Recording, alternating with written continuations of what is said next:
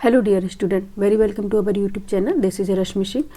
BPSC exam paper का analysis हम कर रहे थे कि किस तरह से एग्ज़ाम आया था सितंबर में, और ये सीरीज़ हम प्रीवियस ईयर क्वेश्चन पेपर के क्यों लेकर आए हैं, जिससे कि आने वाले एग्ज़ाम में आपको पता चल जाए, आइडिया लग जाए कि किस तरह से क्वेश्चन पूछे जाते हैं और किस तरह से क्वेश्चन आने की संभावना है। ठीक है, जितने भी स्टेट पीसीएस हुए हैं और जितने भी एग्ज़ाम हुए हैं 2025 में, उसे हम कर लेंगे तो आने वाले एग्ज़ाम में कुछ तो एग्ज़ाम पेपर जो होते हैं, जो क्वेश्चन आते हैं रिपीट होते रहते हैं, वो तो मिल ही जाएंगे, हूबहू मिल जाते हैं कई बार। और हमारा पैटर्न भी हमें पता चलता है कि किस तरह से पैटर्न हम आयोग चेंज भी कर रहा है और किस तरह से क्वेश्चन पूछे जा रहे हैं। इसी सीरीज़ में ये हमारी फर्स्ट सीरीज़ है जिसमें हम बीपीएससी का पेपर सॉल्व करा रहे हैं। इसका फर्स्ट पार्ट हम कंप्लीट करा चुके हैं। ठीक है, फर्स्ट पार्ट हम 75 क्वेश्चन है जो हम कंप्लीट करा चुके हैं। आज हम सेकंड पार्ट लेकर आए हैं, इसमें भी 75 क्वेश्चन होंगे, क्योंकि 150 क्वेश्चन का ये पेपर होता है बीपीएससी। ये सितंबर में हुआ था और इसके जितने भी करंट अफेयर हैं वो भी करंट अफेयर क्या है, लेटेस्ट करंट अफेयर पूछे गए हैं। ठीक है, और किस तरह से क्वेश्चन पूछे गए ये आप खुद ही देख लेंगे। आज कर लेते हैं सेकेंड पार्ट। ठीक है, उसके बाद जो भी एग्ज़ाम हुए हैं 2025 में वो हम कंप्लीट करेंगे स्टेट पीसीएस के, और जो भी एग्ज़ाम हो रहे हैं और भी, जिससे कि आपको इससे हेल्प मिल जाए आने वाले एग्ज़ाम के लिए कि आयोग किस तरह से पैटर्न चेंज कर रहे हैं। इसके बाद ही हम यूपी पीसीएस का जो एग्ज़ाम हुआ है वो करा देंगे। ठीक है, नेक्स्ट चलते हैं। 75 क्वेश्चन तक हम करा दिए थे। आज हम 76 से क्वेश्चन से स्टार्ट करेंगे और 150 तक क्वेश्चन कराएंगे, इसलिए स्पीड थोड़ी तेज़ रहेगी। ठीक है, क्वेश्चन नंबर है 76। ठीक है, क्वेश्चन नंबर अपना क्या है 76। बैलों की एक जोड़ी खेत जोतते समय हल पर 140 न्यूटन का बल लगाती है। जोता गया खेत 15 मीटर लंबा। इसको हम स्क्रॉल कर लेते हैं, एक्चुअली ये एक क्वेश्चन का ही दिक्कत होगी। ठीक है, स्क्रॉल करेंगे इसको, यहाँ पे आधा क्वेश्चन इसने यहाँ पे दिया हुआ है। ठीक है, आधा क्वेश्चन कहाँ है, यहाँ नीचे दिया हुआ है। पेन ले लेते हैं। ठीक है, क्वेश्चन क्या था, बैलों की एक जोड़ी खेत जोतते समय हल पर 140 न्यूटन का बल लगाती है। जोता गया खेत 15 मीटर लंबा है। ठीक है, जोता हुआ खेत क्या है, 15 मीटर लंबा है। आधा क्वेश्चन उसमें दिया नहीं गया था शायद। अभी देख लेते हैं, एक मिनट।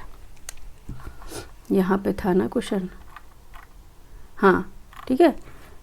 जोता हुआ खेत क्या 15 मीटर लंबा। एक बार हम इसको दोबारा से चलेंगे, मुझे ऐसा लग रहा है कि क्वेश्चन कहीं पे आधा अधूरा क्वेश्चन आ रहा है। ठीक है, हाँ ये है ना, जोता गया खेत 15 मीटर लंबा है, बताया तो गया है। ठीक है, क्या है, 15 मीटर लंबा है। तो आपको क्या बताना है, खेत की लंबाई को जोतने के लिए किया गया कार्य कितना होगा ये बताना है। Option A, option B, option C, option D में से क्या राइट आंसर होगा आपको बताना है। ठीक है, आइए देख लेते हैं क्या राइट आंसर होगा। ठीक है, क्या बताया था इसने, बैलों की एक जोड़ी खेत जोतते समय हल पर 140 न्यूटन का बल लगाती है। तो कितना फोर्स लग रहा है, फोर्स अगर हम निकालेंगे, फोर्स लग रहा है 140 न्यूटन का। ठीक है, 140 न्यूटन का फोर्स लग रहा है। ठीक है, उसका दूरी कितनी है, 15 मीटर है। ठीक है, जोतने में कितना समय लगता है, 15 मीटर का समय लगता है। ठीक है, अब अगर हम इसे कार्य निकालेंगे, इसका वर्क निकालेंगे, हो जाएगा तो क्या होगा, फोर्स मल्टीप्लाई डिस्टेंस हो जाएगी। ठीक है, तो आंसर आपका निकल के आएगा 140 मल्टीप्लाई 15। ठीक है, अगर इसको मल्टीप्लाई करेंगे आएगा 2100। ठीक है, 2100 जूल, ये इसका आंसर निकलेगा। ठीक है, आंसर आ जाएगा सी, ऑप्शन सी इसका राइट आंसर हो जाएगा। ठीक है, ऑप्शन सी इसका क्या होगा, राइट आंसर हो जाएगा। इसको अब हम इरेज कर दे रहे हैं। ठीक है, ठीक है, ऑप्शन सी इसका राइट आंसर निकल के आएगा।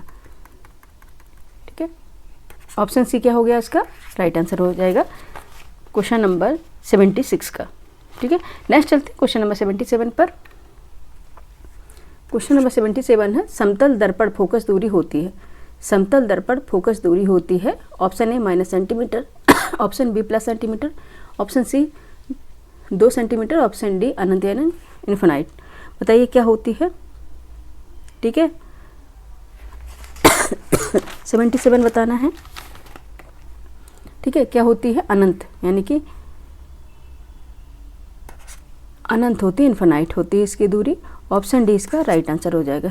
ठीक है, समतल दर्पण की जो फोकस दूरी होती है ये होती है अनंत होती है। ठीक है, इसका अगर आप पूछेंगे कि कारण क्या होता है, तो कारण आपको पता भी होगा कि समतल दर्पण पर प्रकाश किरणों को एक निश्चित बिंदु पर, ठीक है, ना तो कन्वर्जेंस कर सकते हैं ना डाइवर्जेंस कर सकते हैं, ठीक है। ये इसलिए होता है क्योंकि हम देखेंगे कि प्रकाश किरणें दर्पण से टकराने के बाद समानांतर ही परावर्तित हो जाती हैं, ठीक है, और किसी एक बिंदु पर नहीं मिलती। ऑप्शन क्या हो जाएगा, डी राइट आंसर हो जाएगा। नेक्स्ट चलेंगे क्वेश्चन नंबर 78 पर। क्वेश्चन नंबर है 78, निम्नलिखित में से कौन सा पद विद्युत परिपथ में विद्युत शक्ति को निरूपित नहीं करता है? क्या करता है, निरूपित नहीं करता, ये आपको बताना है। आंसर क्या हो जाएगा, कौन सा नहीं करता है,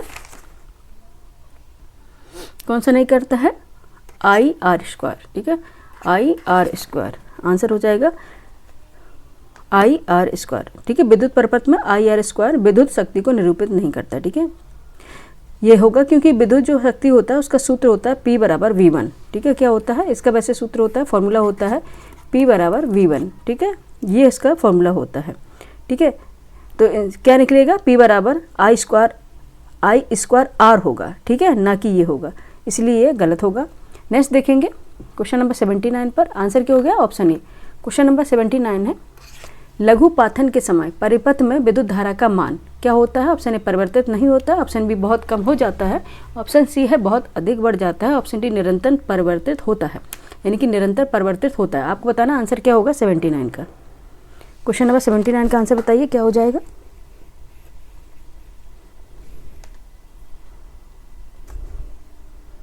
ठीक है, आंसर क्या हो जाएगा 79 का, क्या हो जाएगा, बहुत अधिक बढ़ जाएगा, ठीक है, बहुत अधिक बढ़ जाएगा। लघु पाथन के समय परिपथ में विद्युत धारा का मान बहुत अधिक बढ़ जाता है, ठीक है। लघु पाथन जिसे बोलते हैं शॉर्ट सर्किट, ठीक है, जिसे क्या बोलते हैं शॉर्ट सर्किट, उसके समय का विद्युत धारा का मान बहुत अधिक बढ़ जाता है, ठीक है। अगर ओम के नियम के अकॉर्डिंग देखेंगे तो विद्युत धारा इनकी आई, वोल्टेज, विद्युत धारा इनकी आई, वोल्टेज वी और प्रतिरोध आर, ठीक है, ये क्या होते हैं समानुपाती होते हैं, I equal to V upon R होता है, ठीक है। आंसर क्या हो जाएगा सी, ठीक है। नेक्स्ट चलेंगे क्वेश्चन नंबर, अच्छे क्वेश्चन पूछे गए हैं। क्वेश्चन नंबर है 80, उपकरणों को विद्युत आघात से बचाने वाली युक्ति है, ठीक है। क्वेश्चन नंबर 80 है, उपकरणों को विद्युत आघात से बचाने वाली युक्ति है, ए जनित्र, बी फ्यूज, ऑप्शन सी है मोटर, ऑप्शन डी धारा नियंत्रक। क्या होता है, ठीक है, क्या होता है फ्यूज, ठीक है। आपने देखा होगा जब भी आप इलेक्ट्रॉनिक्स वगैरह गैजेट्स लगे होते हैं, ठीक है, जब बहुत ज़्यादा पावर अप डाउन होता है तो फ्यूज उड़ जाता है, आपने देखा होगा फ्यूज ही हो जाता है, जिससे कि हमारे इलेक्ट्रॉनिक्स जो चीज़ें हैं वो आराम से सुरक्षित बची रह सकें, ठीक है। तो क्या लगाया जाता है, फ्यूज लगाया जाता है। आंसर क्या हो जाएगा इसका, आघात से बचाने वाली युक्ति कौन सी है, फ्यूज। फ्यूज में क्या होता है, कौन सा तार लगाया जाता है, कमेंट करके बताएं कि फ्यूज में है जो वायरिंग की जाती है, कौन सी वायरिंग की जाती है, ठीक है।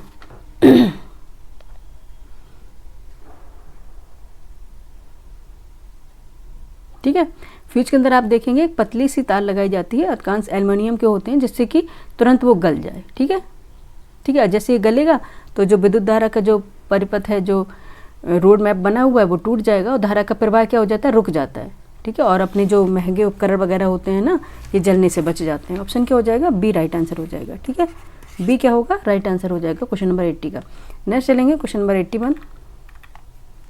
क्वेश्चन नंबर 81 है, 0.1 NaCl समाधान का pH मान है लगभग कितना होगा। इसका अगर pH मान निकालेंगे तो कितना होगा, ठीक है, कितना होगा, 1.0 होगा, ठीक है। pH मान क्या होगा, 1.0 होगा pH मान इसका, ठीक है। हाइड्रोक्लोरिक अम्ल HCl, ठीक है, हाइड्रोक्लोरिक अम्ल है HCl, ये क्या है, एक प्रबल अम्ल है, ठीक है, प्रबल अम्ल जिसका अर्थ होता है कि यह पानी में पूरी तरह से आयनित हो जाता है, ठीक है, पूरी तरह से आयनित हो जाता है, ठीक है। और इसका HCl मान कितना हो गया, pH इसका 1 होता है, ठीक है, pH इसका क्या होता है, 1 होता है। 0 तो ये बाद में लगाया गया है, सिर्फ हम 0 लगा के इस तरह से बना दिया गया, लेकिन 1 होता है इसका pH मान। ऑप्शन क्या हो गया, ऑप्शन क्या हो गया, बी हो गया, ठीक है। नेक्स्ट देखेंगे क्वेश्चन नंबर है 81 का बी। क्वेश्चन नंबर चलेंगे नेक्स्ट, फटाफट चलेंगे। क्वेश्चन नंबर 82 है, नीचे से रात में चमकने वाले वर्णक के रूप में कौन सा यौगिक जाना जाता है, कौन सा यौगिक जाना जाता है। ऑप्शन ए है copper sulphide doped zinc oxide, option B है europium doped strontium aluminate, option C है barium sulphate doped copper carbonate, option D है boron oxide doped copper sulphate. बताइए कौन सा होगा क्वेश्चन नंबर 82 का आंसर बताइए क्या होगा। ठीक है, ये होगा यूरोपियम डॉप्ट स्ट्रोडियम एल्यूमिनेट। ठीक है, आंसर होगा आपका यूरोपियम डॉप्ट स्ट्रोडियम एल्यूमिनेट। ठीक है, ऑप्शन बी इसका राइट आंसर हो जाएगा। ठीक है, देखेंगे कि नीचे से रात में चमकने वाले जो वर्णक होते हैं उसमें यूरोपियम डॉप्ट स्ट्रोडियम एल्यूमिनेट जाना जाता है। ठीक है, ये क्या होता है, फास्फोफोरेसेंट यौगिक है, जिसका अर्थ होता है कि यह प्रकाश को अवशोषित कर लेता है, प्रकाश को जो लाइट है उसको एब्जॉर्ब कर लेता है और धीरे धीरे उसे फिर रिफ्लेक्ट करता है, तो ये अंधेरे में भी चमकता हुआ दिखाई देता है। ऑप्शन क्या हो गया, बी राइट आंसर है। 82 का आंसर क्या है, बी है। ठीक है, यूरोपियम डॉप्ट स्ट्रोडियम एल्यूमिनेट। ठीक है, नेक्स्ट चलेंगे, क्वेश्चन नंबर 83 है। क्वेश्चन नंबर 83 है, स्मार्ट फिल्म के लिए किस सामग्री का उपयोग किया जाता है। ठीक है, स्मार्ट फिल्म के लिए किस सामग्री का उपयोग किया जाता है। ऑप्शन है कैल्शियम कार्बोनेट, ऑप्शन बी है Indian tin oxide, option C है जिंक क्लोराइड, ऑप्शन डी है सिलिका। बताइए कौन सा आंसर हो जाएगा। ये हो गया indium tin oxide, indium tin oxide, option B इसका आंसर हो जाएगा। ठीक है, क्वेश्चन नंबर 83 का आंसर क्या हो जाएगा। स्मार्ट फिल्म के लिए जिस सामग्री का उपयोग किया जाता है वो कौन सी है, इंडियम टिन ऑक्साइड। ठीक है, इंडियम टिन ऑक्साइड ITO। ठीक है, इसको हम शॉर्ट में लिखेंगे ITO। ठीक है, इंडियम टिन ऑक्साइड ITO। ठीक है, ये क्या है, एक पारदर्शी इनकी ट्रांसपेरेंट सामग्री होती है। ठीक है, जिसका उपयोग स्मार्ट फिल्मों में विशेष रूप से देखेंगे कि लिक्विड क्रिस्टल डिस्प्ले LCD में किया जाता है। ठीक है, कहाँ पे, LCD में किया जाता है इसमें। ठीक है, और जो इलेक्ट्रॉनिक्स उपकरण होते हैं उसको बनाने में भी इसका प्रयोग किया जाता है। ठीक है, ये क्या होता है, ये क्या होता है, ट्रांसपेरेंट होता है। ऑप्शन क्या हो गया, बी राइट आंसर हो गया। नेक्स्ट चलेंगे, क्वेश्चन नंबर है 83। नेक्स्ट क्वेश्चन हमारा है 84।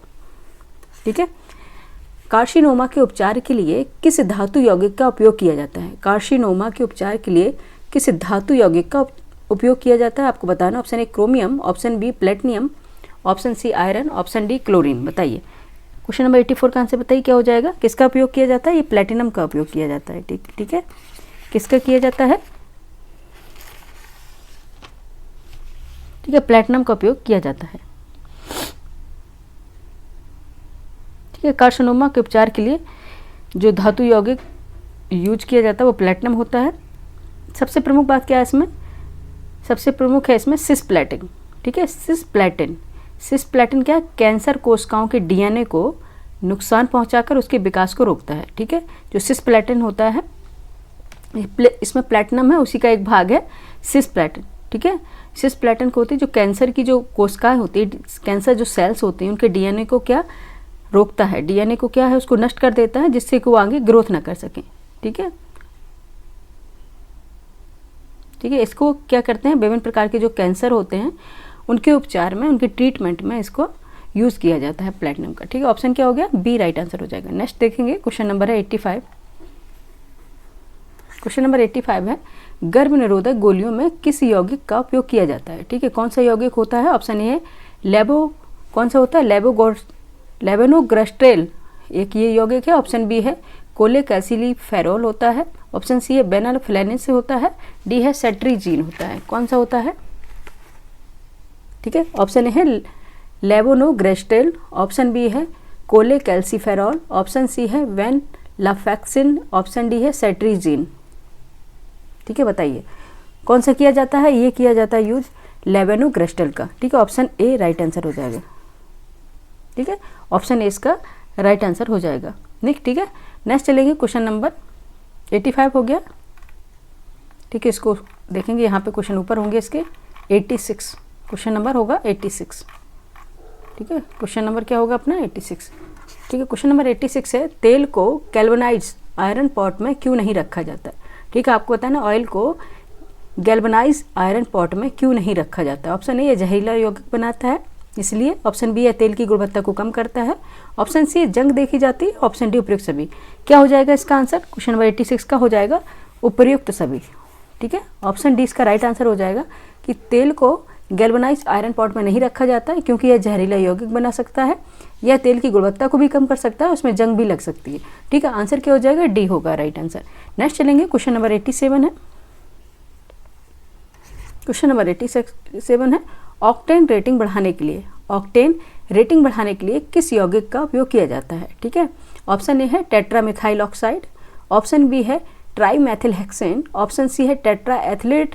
ठीक है, ऑप्शन सी है टेट्रा एथिलेट, ऑप्शन डी है ट्राई एथिल टोल्यून। ठीक है, कौन सा होगा आपको बताना है। ऑप्शन ए होगा टेट्रा मिथाइल ऑक्साइड होगा, या फिर ट्राई मेथिल हेक्सेन होगा, या फिर होगा टेट्रा एथिल लेड होगा, या फिर होगा ट्राई एथिल टोल्यूनी। ठीक है, कौन सा होगा बताइए। क्वेश्चन नंबर 87 का आंसर बताइए कौन सा होगा। ये होगा टेट्रा एथिल लेड। ठीक है, tetraethyl lead, option C इसका राइट आंसर हो जाएगा। ठीक है, ऑक्टेन रेटिंग बढ़ाने के लिए ऑक्टेन रेटिंग बढ़ाने के लिए टेट्रा एथिल लेड का उपयोग किया जाता है। ठीक है, आपको पता होना चाहिए कि यह एक प्रमुख एंटी नॉकिंग एजेंट है। ठीक है, ये पेट्रोल की ऑक्टेन संख्या को बढ़ाता है। ठीक है, जो अगर इसकी ऑक्टेन संख्या बढ़ जाएगी तो क्या होगा, इंजन के अंदर जो बर्निंग फ्यूल्स होता है उसका दहन नॉकिंग कम हो जाता है। ठीक है, जिससे क्या क्या होता है, जो पर्यावरण में होता है उसमें पोल्यूशन होता है वो कम होता है। ठीक है, लेकिन अब क्या हुआ है, ये टेट्रा एथिल लेड का उपयोग अब नहीं हो रहा है। इसकी जगह पे हम एथेनॉल का उपयोग करते हैं, MTBE methyl Tartary butyl ether जिसे बोलते हैं। ठीक है, एथेनॉल का प्रयोग होने लग गया है। ठीक है, ये भी वही काम करता है जो टेट्रा एथिल लेड करता था। ठीक है, ऑप्शन क्या हो जाएगा, सी राइट आंसर हो जाएगा। नेक्स्ट चलेंगे क्वेश्चन नंबर 88 पे।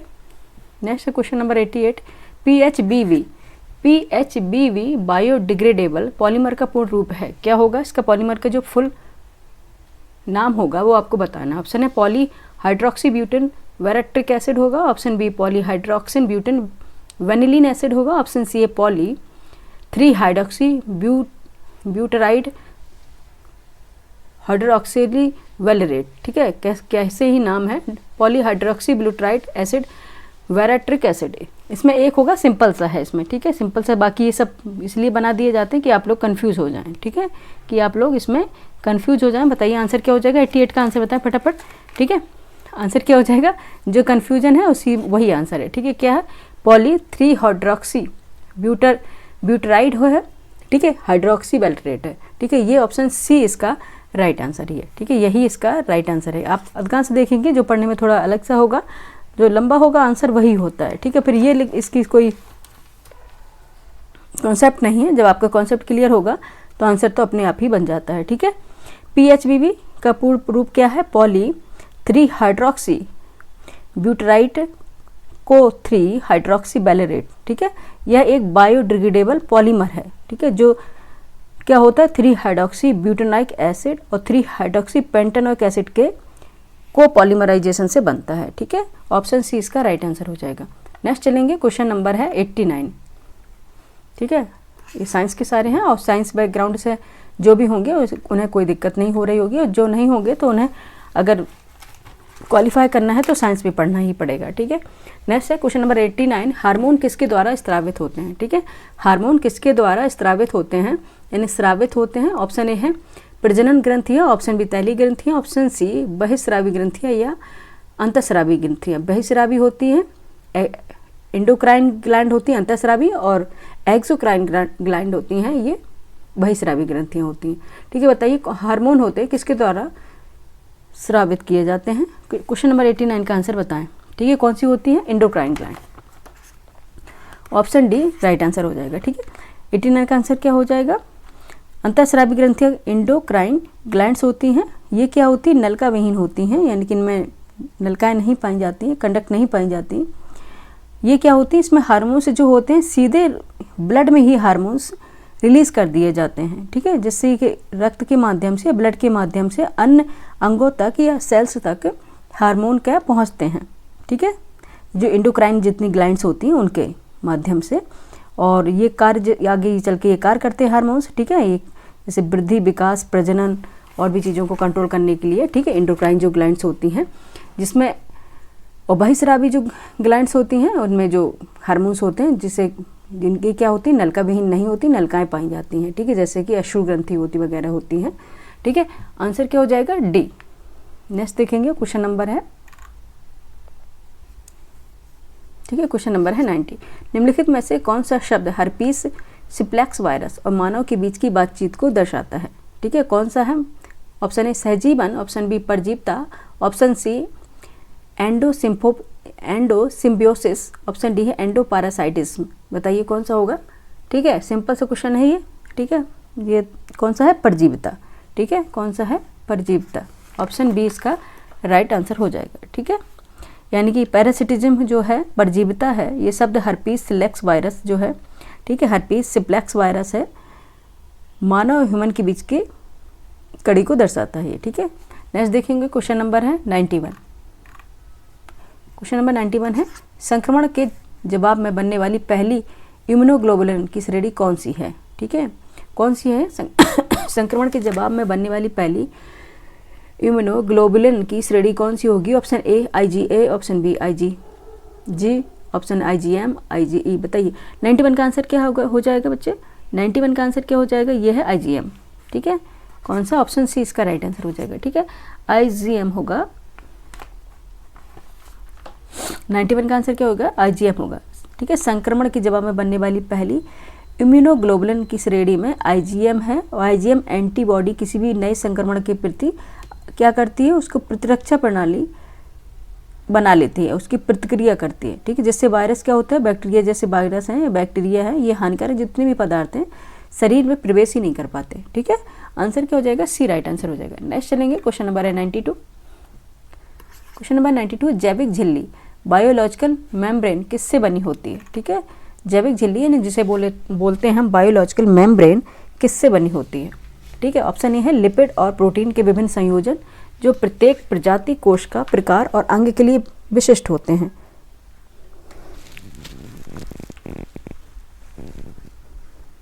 ठीक है। ऑप्शन बी है केवल लिपिड से, ऑप्शन सी है केवल प्रोटीन से, ऑप्शन डी है उपयुक्त में से कोई नहीं। बताइए आंसर क्या हो जाएगा? क्वेश्चन नंबर 92 का आंसर बताएं फटाफट,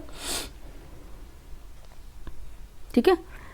92, ठीक है, 92 का आंसर बताना है, ठीक है। ये किससे बनी होती है? लिपिड और प्रोटीन से बनी होती है, ठीक है। जो बायोलॉजिकल मेम्ब्रेन है ये लिपिड और प्रोटीन के संयोजन से बनी होती है, ऑप्शन ए है, ठीक है। लिपिड और प्रोटीन के विभिन्न संयोजन जो प्रत्येक प्रजाति कोश का यानी सेल्स के प्रकार और अंग के लिए विशिष्ट होते हैं, ऑप्शन ए, ठीक है। ऑप्शन ए राइट आंसर हो जाएगा, ठीक है। ऑप्शन क्या है?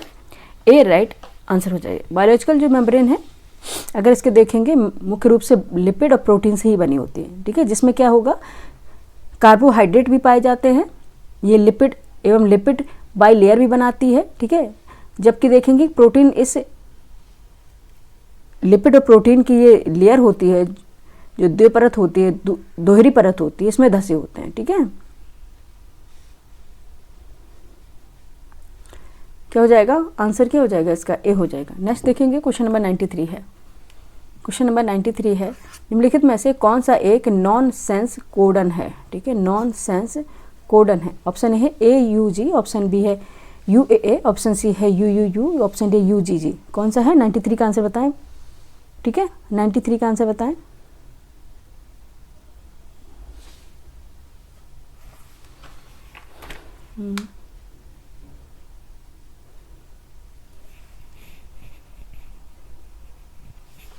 नॉन सेंस कोडन है। 93 का आंसर बताएं क्या हो जाएगा?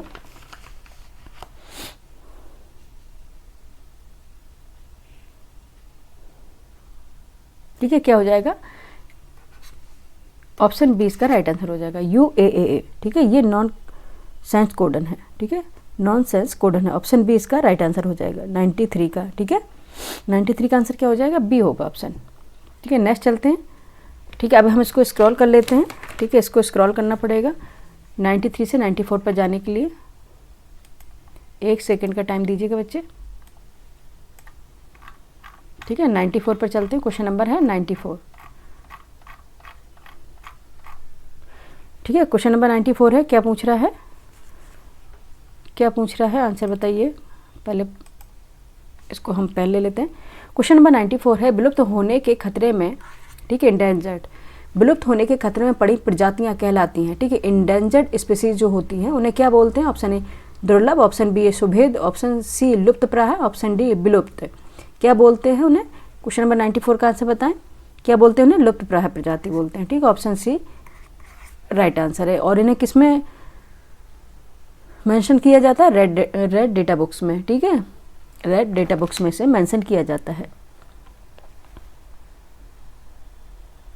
ठीक है। नेक्स्ट चलेंगे, क्वेश्चन नंबर 95 पर है निम्नलिखित में से कौन सी खरीफ फसल है? आपको बताना कौन सी खरीफ फसल है। ऑप्शन ए जौ, ऑप्शन बी गन्ना, ऑप्शन सी चना, ऑप्शन डी गेहूं। बताइए कौन सा है? खरीफ की फसल कौन सी होगी? ठीक है, कौन सी होगी? गन्ना, ठीक है, ये खरीफ की फसल। बाकी जौ देखेंगे, चना देखेंगे, ये गेहूं है, ये क्या है, रबी की फसल है। ठीक है, जौ, चना, गेहूं ये रबी की फसल है। गेहूं तो अभी रबी की फसल है, चना भी फसल है। जौ जिसे बोलते हैं हमारे यहाँ, जौ को क्या बोलते हैं, हाँ बुंदेलखंड में से बेझर बोलते हैं। ठीक है, जौ को। तो ये सारी रबी की फसल है। ठीक है, इसकी भी गेहूं जैसे गेहूं की बाली होती है, सेम इस तरह से इसकी भी बाली होती है, जौ की भी। ऑप्शन क्या हो जाएगा, बी राइट आंसर हो जाएगा। ठीक है, आंसर क्या इसका, बी है। नेक्स्ट चलेंगे क्वेश्चन नंबर 96 पे, फटाफट चलते हैं, जिसमें टाइम नहीं लेना होगा, वहाँ पे टाइम कंज्यूम नहीं करेंगे। क्वेश्चन नंबर 96 से, पौधों में जाइलम निम्नलिखित कार्य के लिए जिम्मेदार है। किसके लिए जिम्मेदार? ऑप्शन ए भोजन के परिवहन के लिए, ऑप्शन बी पानी और घुले हुए खनिज का परिवहन के लिए, ऑप्शन सी ऑक्सीजन और अन्य गैसों के परिवहन के लिए, ऑप्शन डी आवश्यक अमीनो एसिड का परिवहन करने के लिए। 96 का आंसर बताएं। पानी और घुले हुए जो खनिज होते हैं उनका परिवहन करने के लिए जाइलम जिम्मेदार है। ऑप्शन क्या है, बी राइट आंसर हो जाएगा। ठीक है, 96 का भी हो गया। नेक्स्ट चलेंगे क्वेश्चन नंबर 97। पौधों के वर्गीकरण में संवहनी ऊतकों, वेस्कुलर टिश्यूज, ठीक है, जो वेस्कुलर टिश्यूज होते हैं उनकी विशेषताओं का उपयोग करने वाले पहले व्यक्ति कौन थे? उनकी विशेषताओं का उपयोग करने वाले पहले व्यक्ति कौन थे, आपको बताना। ऑप्शन है एंगलर और प्रांतल, ऑप्शन बी है बेंथम और हुकर, ऑप्शन सी है एपीडी कॉन्डोले, ऑप्शन डी है उपयुक्त में से एक से अधिक। बताइए 97 का आंसर बताएं क्या होगा। ये एपीडी कॉन्डोले थे। ठीक है, एपीडी कॉन्डोले, ऑप्शन सी इसका राइट आंसर है। ठीक है, 97 का आंसर क्या है, सी है। नेक्स्ट देखेंगे 98 पे। 98 क्वेश्चन नंबर 98 है, आम में हम जो भाग खाते हैं, यानी कि मैंगो की बात। आम में हम जो भाग खाते हैं वह है बाह्य फल वित्तीय, मध्य फल वित्तीय है, और सी अंत फल वित्तीय, उपयुक्त में से कोई नहीं। ठीक है, यानी मैंगो तो सभी लोगों ने खाया होगा, और उसका जो हम भाग खाते हैं उसे क्या बोला जाता है, ये बस पूछा गया है। ठीक है, क्या पूछा गया, इसे हम मध्य फल वित्तीय खाते हैं। मध्य फल वित्तीय किसे कहते हैं? ठीक है, मध्य फल वित्तीय किसे कहते हैं ये भी बताएं आप जरा। ठीक है, किसे कहते हैं? जो आम का जो भाग होते हैं जो हम खाते हैं वह मध्य फल वित्तीय खाते हैं। जो गूदेदार जो मांसल हिस्सा होता है वो होता है ये छिलका, और उसकी जो गुठली होती है, ठीक है, उसके बीच का जो हिस्सा होता है वो खाते हैं, इसे बोलते हैं मध्य फल वित्तीय। ठीक है, ऑप्शन बी इसका राइट आंसर हो जाएगा। नेक्स्ट चलेंगे क्वेश्चन नंबर 99 पर।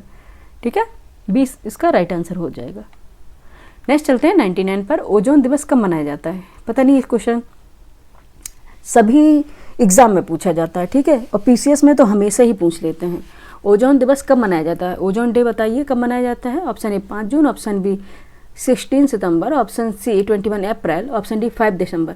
कब मनाया जाता है? 16 सितंबर को मनाया जाता है। ठीक है, ऑप्शन बी इसका राइट आंसर हो जाएगा। ठीक है, नेक्स्ट चलेंगे क्वेश्चन नंबर 100 पर, फटाफट करेंगे, अभी तो काफ़ी क्वेश्चन करने हैं। क्वेश्चन 100 है, माइकोराइज्मा संबंध में पौधों का लाभ है। ठीक है, माइकोराइजा, ठीक है, माइकोराइज्मा नहीं है, माइकोराइजा संबंध में पौधों का जो लाभ है वह है सुरक्षा, ऑप्शन बी भोजन, ऑप्शन सी ए और बी दोनों होगा, और डी है खनिजों का बढ़ा हुआ अवशोषण और रोगों से सुरक्षा। बताइए क्या हो जाएगा, क्वेश्चन नंबर 100 का आंसर बताइए। ठीक है, ये हो जाएगा खनिजों का बढ़ा हुआ अवशोषण और रोगों से सुरक्षा।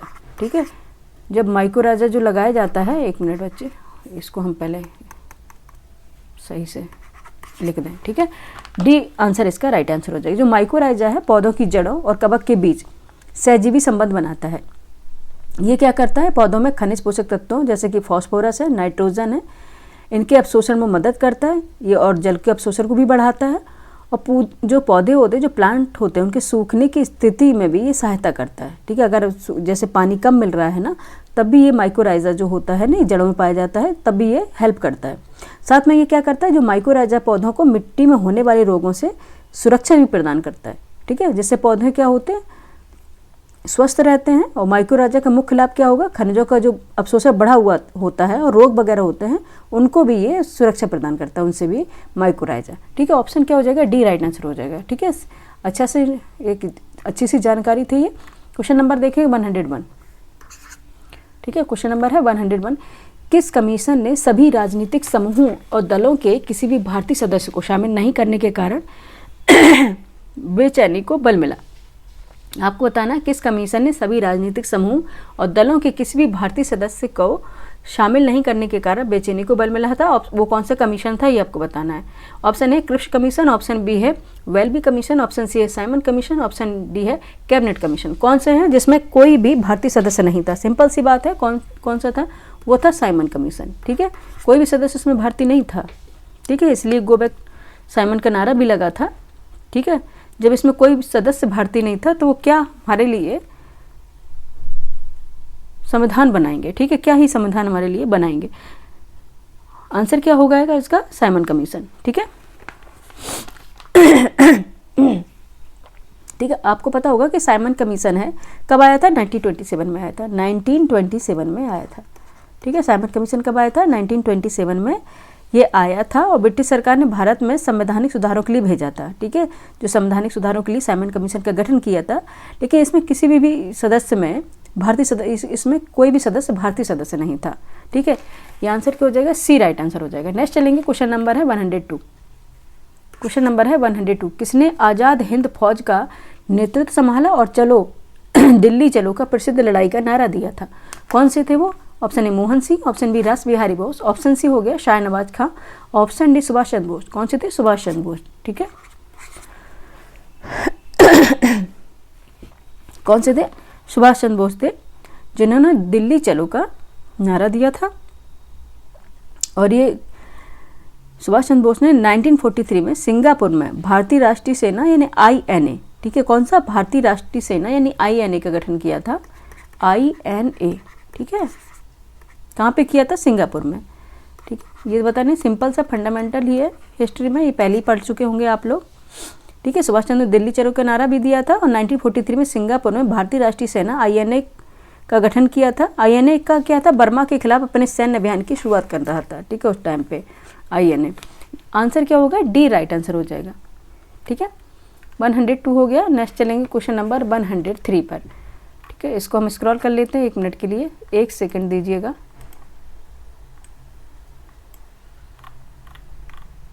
ठीक है, ये है क्वेश्चन नंबर 103, ठीक है। इससे ज़्यादा ये हो नहीं सकता। जूम इसलिए किए हुए हैं कि आप लोग मोबाइल में पढ़ते हैं तो आप लोगों को दिक्कत ना हो, ठीक है। लैपटॉप में पढ़ने वाले तो आराम से देख लेंगे, लेकिन मोबाइल वालों को दिक्कत हो जाती है, ठीक है, इसलिए जूम करना पड़ता है। 103 है बच्चे।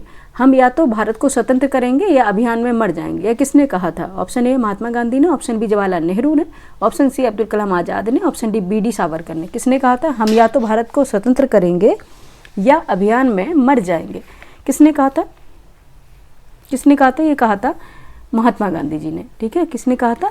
महात्मा गांधी जी ने कहा था, ठीक है। भारत छोड़ो आंदोलन के दौरान आप देखेंगे, भारत 1942, ठीक है, भारत छोड़ो आंदोलन के दौरान महात्मा गांधी ने जो बॉम्बे के ग्वालियर टैंक मैदान में अपने प्रसिद्ध नारा करो या मरो, डू एंड डाई, ठीक है, करो या मरो, डू एंड डाई भाषण में कहा था हम या तो भारत को आज़ाद कराएंगे या कोशिश करते हुए मरेंगे, ठीक है। हम अपनी गुलामी को कायम होते देखने के लिए जीवित नहीं रहेंगे, ठीक है। यह प्रसिद्ध नारा सविनय अवज्ञा का आंदोलन था, सविनय अवज्ञा आंदोलन इसका प्रयास था, ठीक है।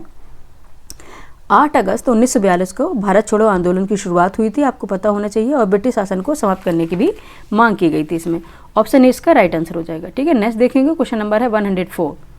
क्वेश्चन नंबर है 104। अरे कहाँ पे खुल गया? क्वेश्चन नंबर है 104। किसने, अभी पढ़ लेते हैं, किसने बांटो और छोड़ो के नारे को बुलंद किया था? बांटो और छोड़ो, ठीक है। एक था बांटो और राज करो था, ठीक है, एक था बांटो और छोड़ो। किसने इस नारे को बुलंद किया था? Option A M.A. Jinnah, option B M.A. Ansari, option C है जवाहरलाल नेहरू, ऑप्शन डी मोहम्मद इकबाल। बताइए। क्वेश्चन नंबर 104 का आंसर हो जाएगा M.A. जिन्ना, ठीक है, M.A. Jinnah. Option A right answer हो जाएगा, ठीक है। ऑप्शन ए क्या इसका राइट आंसर हो जाएगा, ठीक है। मोहम्मद अली जिन्ना ने मुस्लिम लीग के कराची अधिवेशन में मोहम्मद अली जिन्ना ने मुस्लिम लीग के कराची अधिवेशन 1943 को हुआ था, उसमें बांटो और छोड़ो, डिवाइड एंड क्विट इंडिया, ठीक है, क्या हुआ था? डिवाइड एंड क्विट इंडिया का नारा दिया था, ठीक है। यह नारा उस समय राजनीतिक जो परिस्थितियां थीं और मुस्लिम लीग की जो रणनीति थी, ठीक है, उस कारण ये बना हुआ था, जिसका उद्देश्य था ब्रिटिश और हिंदू जो समुदाय थे उनके बीच मतभेद पैदा करना, ठीक है। जैसे कि हिंदू अगर मुस्लिम हैं उनमें मतभेद हो जाए तभी ये आगे चल पाएगा, क्योंकि उन्हें बांटो और छोड़ो का नारा था, ठीक है। अंग्रेजों ने क्या था? बांटो और राज करो का नारा अपनाया था, ठीक है। आंसर क्या हो जाएगा इसका? ए राइट आंसर हो जाएगा, ठीक है। नेक्स्ट चलेंगे, क्वेश्चन नंबर है 105 पर। यहाँ पे हम पहले इसको रन कर लेते हैं 105 पर।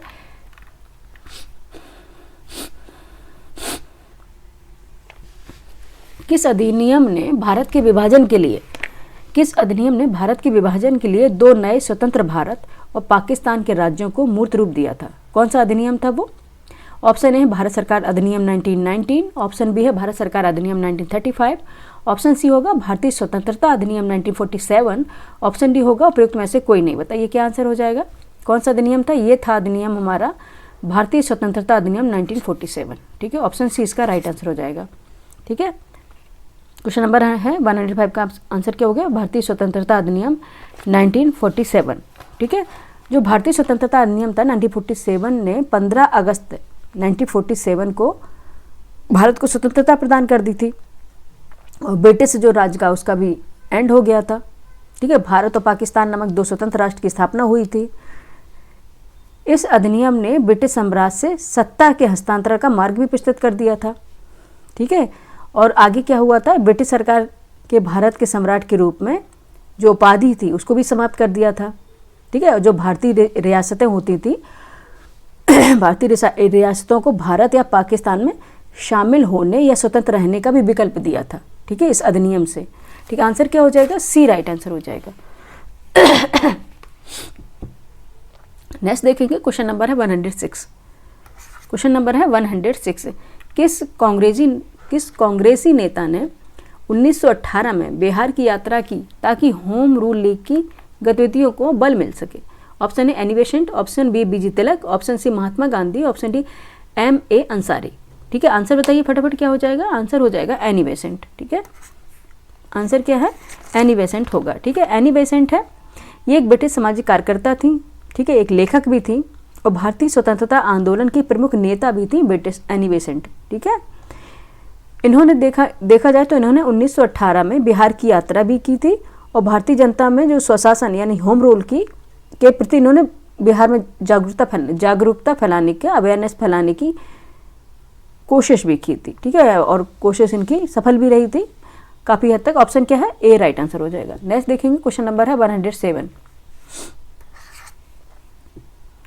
क्वेश्चन नंबर है 107। चंपारण कृषि कमेटी की नियुक्ति में किसके बीच समझौता हुआ था? ठीक है, आपको बताना है चंपारण कृषि कमेटी की नियुक्ति में किसके बीच समझौता हुआ था? ऑप्शन ए भारतीय सरकार और राजकुमार शुक्ला के बीच, ऑप्शन बी भारतीय सरकार और गांधी जी के बीच, ऑप्शन सी भारतीय सरकार और राजेंद्र प्रसाद के बीच, या फिर डी भारतीय सरकार और अनुग्रह नारायण सिंह के बीच। बताइए आंसर क्या हो जाएगा? 107 का आंसर बताएं फटाफट क्या होगा? ये भारतीय सरकार और गांधी जी के बीच भारतीय सरकार और गांधी जी के बीच समझौता हुआ था। ठीक है, जो चंपारण कृषि समिति थी, ये क्या थी? जांच समिति थी। इसकी नियुक्ति में ब्रिटिश सरकार और गांधी जी के बीच समझौता किया गया था। ठीक है, ऑप्शन क्या होगा? बी राइट आंसर हो जाएगा। नेक्स्ट चलेंगे क्वेश्चन नंबर 108 पर। ठीक है, बिहार में किसान सभा का प्रमुख नेता कौन था? ठीक है, बीपीएससी का इसमें पेपर है, ये बीपीएससी का पेपर है तो ऑब्वियस बात है इसमें बीपीएससी स्पेशल इसमें आना भी है। ठीक है, बिहार स्पेशल आना भी है। ठीक है, बिहार में किसान सभा का प्रमुख नेता कौन था? Option A Sajjananand Saraswati, option B Rajkumar Shukla, option C Acharya Narendra Dev, option D Baba Ramchandra. बताइए कौन से थे? बताइए। ये थे सज्जनानंद सरस्वती, कई बार आपने पढ़ा भी होगा। ठीक है, सज्जनानंद सरस्वती थे। सिंपल सा क्वेश्चन था। नेक्स्ट देखेंगे, क्वेश्चन नंबर है 109। विक्रम पुलिस थाने के अंतर्गत राष्ट्रीय ध्वज को फहराते समय किसको मार दिया गया था? ठीक है, ऑप्शन ए है गोराखड़ी के रघुनाथ सिंह को, ऑप्शन बी है विक्रमपुर के राम नारायण को, ऑप्शन सी गोराखड़ी के सत्येंद्र को, ऑप्शन डी उपयुक्त में से कोई नहीं। बताइए 109 क्वेश्चन का आंसर बताइए। ये थे गोराखड़ी के रघुनाथ सिंह। ठीक है, इनको मार दिया गया था। ऑप्शन ए राइट आंसर हो जाएगा। ठीक है, नेक्स्ट चलेंगे, क्वेश्चन नंबर है 110। ठीक है, मार्च 1939 में बिहार के मुख्यमंत्री कौन बने? ठीक है, कौन बने थे आपको बताना है। ऑप्शन ए अनुग्रह नारायण सिंह। ठीक है, अनुग्रह नारायण सिंह। ठीक है, पढ़ लिया आपने, हम स्क्रॉल कर लेते हैं। ऑप्शन बी है राजेंद्र प्रसाद, ऑप्शन सी श्री कृष्ण सिन्हा नहीं है, सिंह नहीं है, सिन्हा है। ठीक है, सिन्हा श्री कृष्ण सिन्हा, ऑप्शन डी उपयुक्त में से कोई नहीं। कौन बने थे? श्री कृष्ण सिन्हा ही बने थे। ठीक है, ऑप्शन सी इसका राइट आंसर हो जाएगा। ठीक है, ऑप्शन सी इसका राइट आंसर हो जाएगा। मार्च 1939 में बिहार के मुख्यमंत्री कौन बने थे? श्री कृष्ण सिन्हा। ठीक है, नेक्स्ट देखेंगे क्वेश्चन नंबर 111। सूची फर्स्ट को सूची सेकंड के साथ आपको सुमेलित करना है। ठीक है, सूची फर्स्ट है प्राचीन भारत के स्थल दिए गए हैं, और सूची सेकंड में वर्तमान में किस राज्य में वो हैं वो दिया गया है। ठीक है, इनको हम मिला लेते हैं तभी जाके आंसर निकलेगा इसका। ठीक है, स्थल है इसमें कर्णसुवर्ण है, प्रागज्योतिष है, गिरनार है, प्रतिष्ठान है। ठीक है, गिरनार तो सभी जानते हैं कहाँ पे होगा, गुजरात में। ठीक है, गुजरात का गिरनार अभिलेख सभी जानते हैं ये। ठीक है, अगर हम इससे देखें, अगर इससे निकल रहा है आंसर सी का 2, ठीक है, सी का 2, ये आंसर तो इसी से निकल आया। ठीक है, इसी से निकल आया। ठीक है, ऑप्शन ए है, कर्णसुवर्ण है, ये पश्चिम बंगाल में है। ठीक है, प्राचीन भारत के स्थल हैं, कर्णसुवर्ण है, ये है पश्चिम बंगाल में, और प्रागज्योतिष है, ये है असम में।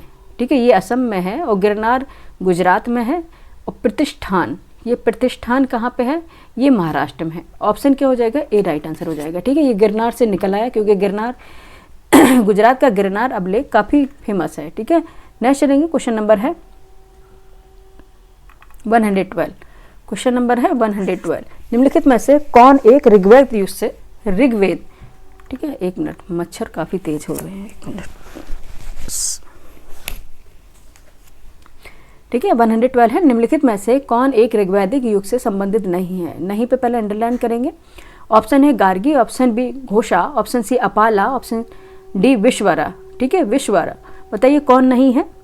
ठीक है, कौन नहीं है? गार्गी नहीं है। ऑप्शन ए राइट आंसर हो जाएगा।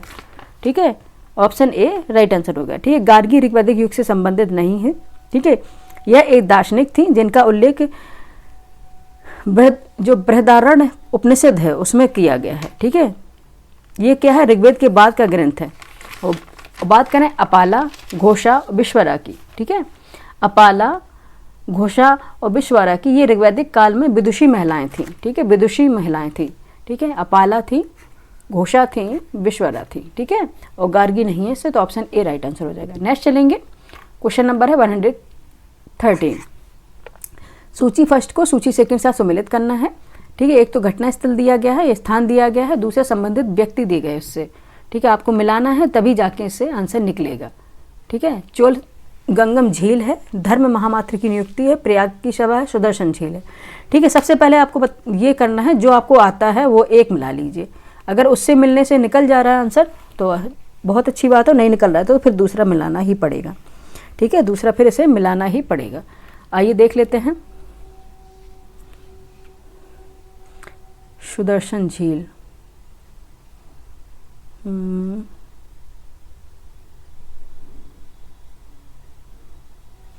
ठीक है, हाँ, सुदर्शन झील है, ये संबंधित कौन से व्यक्ति थे? चंद्रगुप्त मौर्य थे सुदर्शन झील। ठीक है, सुदर्शन झील थी चंद्रगुप्त मौर्य से संबंधित थी। डी का क्या हो जाएगा? फर्स्ट हो जाएगा।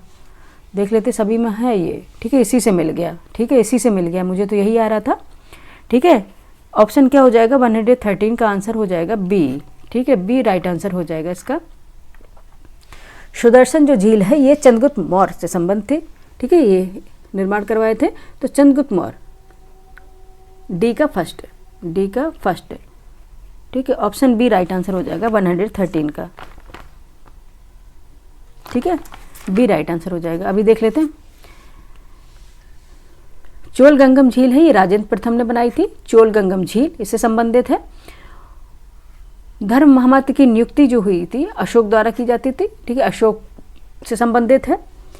नेक्स्ट देखेंगे, प्रयाग की सभा, ये संबंधित है हर्षवर्धन से, और सुदर्शन झील है चंद्रगुप्त मौर्य से संबंधित है। ठीक है, ऑप्शन बी इसका राइट आंसर हो जाएगा। नेक्स्ट चलेंगे, क्वेश्चन नंबर 114। फटाफट करेंगे नहीं तो बहुत टाइम हो जाएगा। निम्नलिखित शासकों में से किसने सबसे अधिक समय तक शासन किया है? आपको बताना। Option A Muhammad bin Tughlaq MBT, option B Alauddin Khilji, option C Bahlol Lodi, option D Balban. किसने किया है आपको बताना, बताइए किसने किया है? बहलोल लोदी ने किया है। ठीक है, किसने किया है? बहलोल लोदी ने किया है। ठीक है, अलाउद्दीन जो खिलजी है इन्होंने 20 साल तक शासन किया, करीब 20 वर्ष तक। ठीक है, अलाउद्दीन खिलजी ने। मोहम्मद बिन तुगलक ने किया है 26 साल तक। ठीक है, 26 साल तक शासन किया इन्होंने, 26 ईयर तक शासन किया है। बलबन की बात करें तो बलबन ने किया है 21 ईयर, ठीक है। और बहलोल लोदी की बात करें तो बहलोल लोदी ने 38 ईयर यानी कि 38 वर्ष तक शासन किया है। तो सबसे ज़्यादा जो शासनकाल जिनका रहा है वो बहलोल लोदी का रहा है। ऑप्शन सी इसका राइट आंसर हो जाएगा, ठीक है। नेक्स्ट चलेंगे, क्वेश्चन नंबर है 115। प्राचीन भारत के निम्नलिखित राजवंशों पर विचार कीजिए, ठीक है। आइए कर लेते हैं। शुंग वंश है, मौर्य वंश है, कुषाण वंश है, जो कर्ण वंश है वो उसको उसमें से आपको इनके क्रोनोलॉजिकल ऑर्डर में अरेंज करना है, ठीक है। क्रोनोलॉजिकल ऑर्डर में अरेंज करना है। आइए अरेंज कर लेते हैं, ठीक है। आइए अरेंज कर लेते हैं। क्या हो जाएगा, सबसे पहले है मौर्य वंश, ठीक है। सबसे पहले आएगा मौर्य वंश, उसके बाद आएगा शुंग वंश, ठीक है। उसके बाद कौन सा है, कर्ण वंश, और लास्ट में कौन सा हमारा, कुषाण वंश। 2143 आंसर क्या निकल के आएगा, बी आएगा, ठीक है। आंसर क्या हो गया, बी हो गया, ठीक है। अब नेक्स्ट चलते हैं 115 पर। 115 अच्छा यहाँ पे होगा ये, फिर 116 इसको हम 1 मिनट के लिए 116 पर चलेंगे, ठीक है। ओके, ठीक है। 117 है, ये 116 आ गया हमारा, ठीक है। आंसर क्या था वो तो हमने पहले ही बता दिया। अब इसको पढ़ लेते हैं तब जाके आंसर होगा, ठीक है। क्वेश्चन नंबर है 116। निम्नलिखित में से कौन सी एक तुलसीदास द्वारा नहीं लिखी गई है, ठीक है।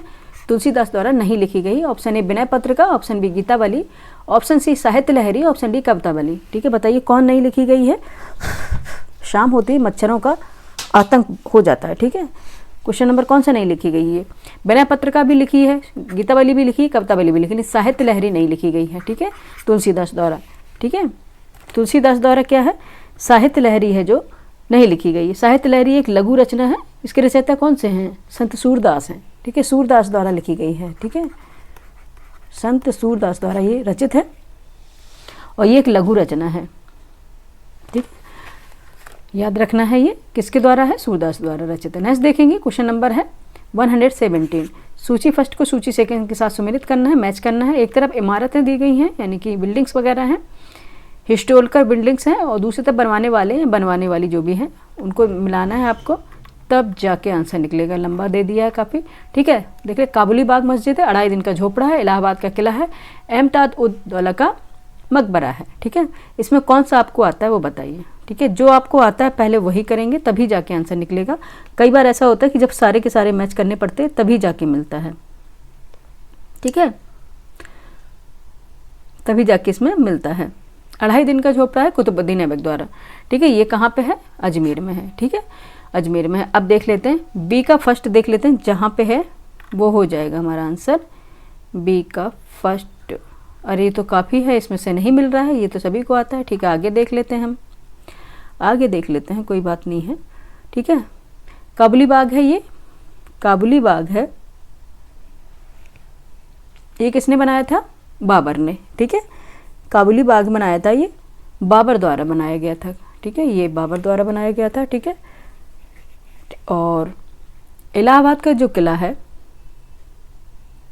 इलाहाबाद का किला है, 2.5 दिन का झोपड़ा बता दिया है, और इलाहाबाद का किला है ये बनाया गया था अकबर द्वारा, ठीक है। और एमताज उद दौला का मकबरा है ये नूरजहां द्वारा बनाया गया था, ठीक है, बता दिया ना सब। अब आइए मिला लेते हैं तो क्या हो जाएगा, आंसर अपना निकल कर आएगा 117 का आंसर है, ठीक है।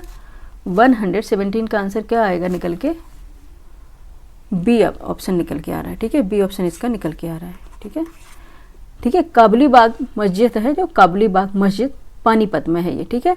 बाबर द्वारा बनवाई गई है ये, 1527 ईस्वी में इसका निर्माण किया गया था। और 2.5 दिन का जो झोपड़ा है अजमेर में, 2.5 दिन का जो झोपड़ा है वो अजमेर में है, कुतुबुद्दीन ऐबक द्वारा बनाई गई थी। 1192 से लेकर 1199 ईस्वी तक इसका निर्माण हुआ था। और इलाहाबाद का जो किला है ये अकबर द्वारा बनाया गया था 1583 ईस्वी में। और एतमाद दौला का जो मकबरा है ये आगरा में है और नूरजहां द्वारा बनवाया गया था, ठीक है।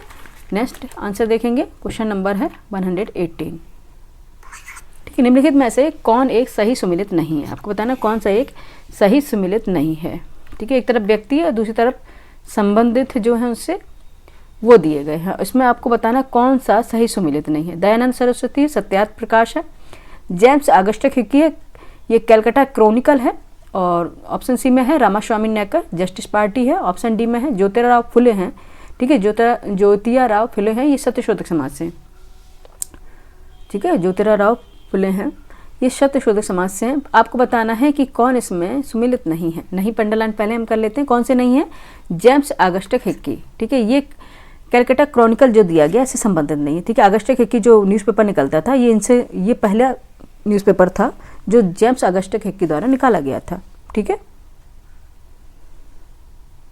तो यही इससे सम्मिलित नहीं है, ठीक है। ऑप्शन बी इसका राइट आंसर हो जाएगा, ठीक है, ऑप्शन बी इसका राइट आंसर हो जाएगा। कलकत्ता क्रॉनिकल का प्रकाशन डैनियल स्टुअर्ट किसके द्वारा किया गया था डैनियल स्टुअर्ट द्वारा, ठीक है, कलकत्ता क्रॉनिकल का। नेक्स्ट देखेंगे क्वेश्चन नंबर है 119, ठीक है, फटाफट कर लेते हैं। क्वेश्चन नंबर है 119, सूची फर्स्ट को सूची सेकंड के साथ सम्मिलित करना है। आइए सम्मिलित कर लेते हैं। एक तरफ दिए हैं, ठीक है, पिता, दूसरी तरफ पुत्र, उनको मैच कर लेना है, ठीक है, फिर जाके आंसर निकलेगा। बाबर है, अकबर है, शाहजहां है, जहांगीर है, ठीक है, बाबर है, अकबर है, शाहजहां है, जहांगीर है, ठीक है। आइए मिला लेते हैं, तभी जाके निकलेगा।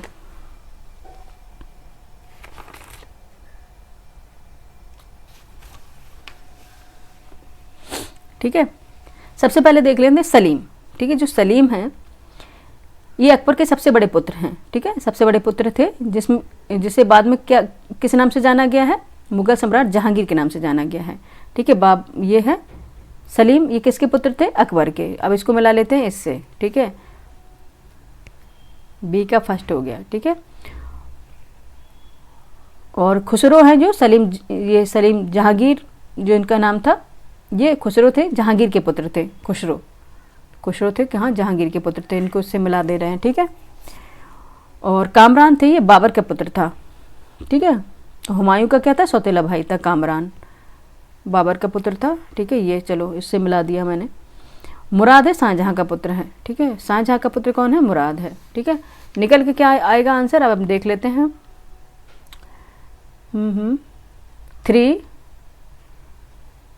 3 फर्स्ट का 3 1 4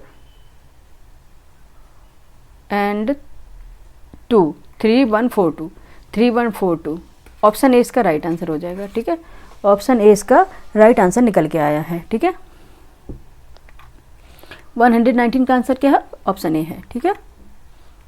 याद रखना है, बाबर का पुत्र कौन था, कामरान था, अकबर के सलीम जिसे हम जहांगीर के नाम से जाने, फिर आगे शाहजहां का पुत्र मुराद, और जहांगीर का पुत्र जो खुसरो, ठीक है। नेक्स्ट चलते हैं, क्वेश्चन नंबर है 120। कौन सी बौद्ध संगीत बिहार में आयोजित नहीं की गई थी, ठीक है, कौन सी नहीं की गई थी, ऑप्शन ए है द्वितीय, ऑप्शन बी प्रथम, ऑप्शन सी तृतीय, ऑप्शन डी चतुर्थ, ठीक है। कौन नहीं की गई थी, चतुर्थ ही नहीं की गई थी, ठीक है, ऑप्शन डी इसका राइट आंसर हो जाएगा, ठीक है। चतुर्थ जो बौद्ध संगीति हुई थी, 120 का आंसर, ठीक है। ये थी कहाँ पे की गई थी बताइए, ठीक है, कहाँ पे की गई थी ये कुषाण सम्राट कनिष्क के संरक्षण में की गई थी, और कश्मीर के कुंडल वन में, ठीक है, कश्मीर के कुंडल वन में ये चौथी बौद्ध संगीति हुई थी, जिसका उद्देश्य क्या था, बौद्ध धर्म के मतभेदों को समाप्त करना था, ठीक है। और जो त्रिपिटक का जो संकलन हुआ था वो यहीं पे किया गया था, और यहीं पे जो बौद्ध धर्म है 2 शाखाओं में बटा था, हीनयान और महायान, ठीक है। और इसके परिणाम स्वरूप कौन से ग्रंथ का निर्माण हुआ था, महाविभाषा, कौन सा ग्रंथ था ये पूछा जाता है, महाविभाषा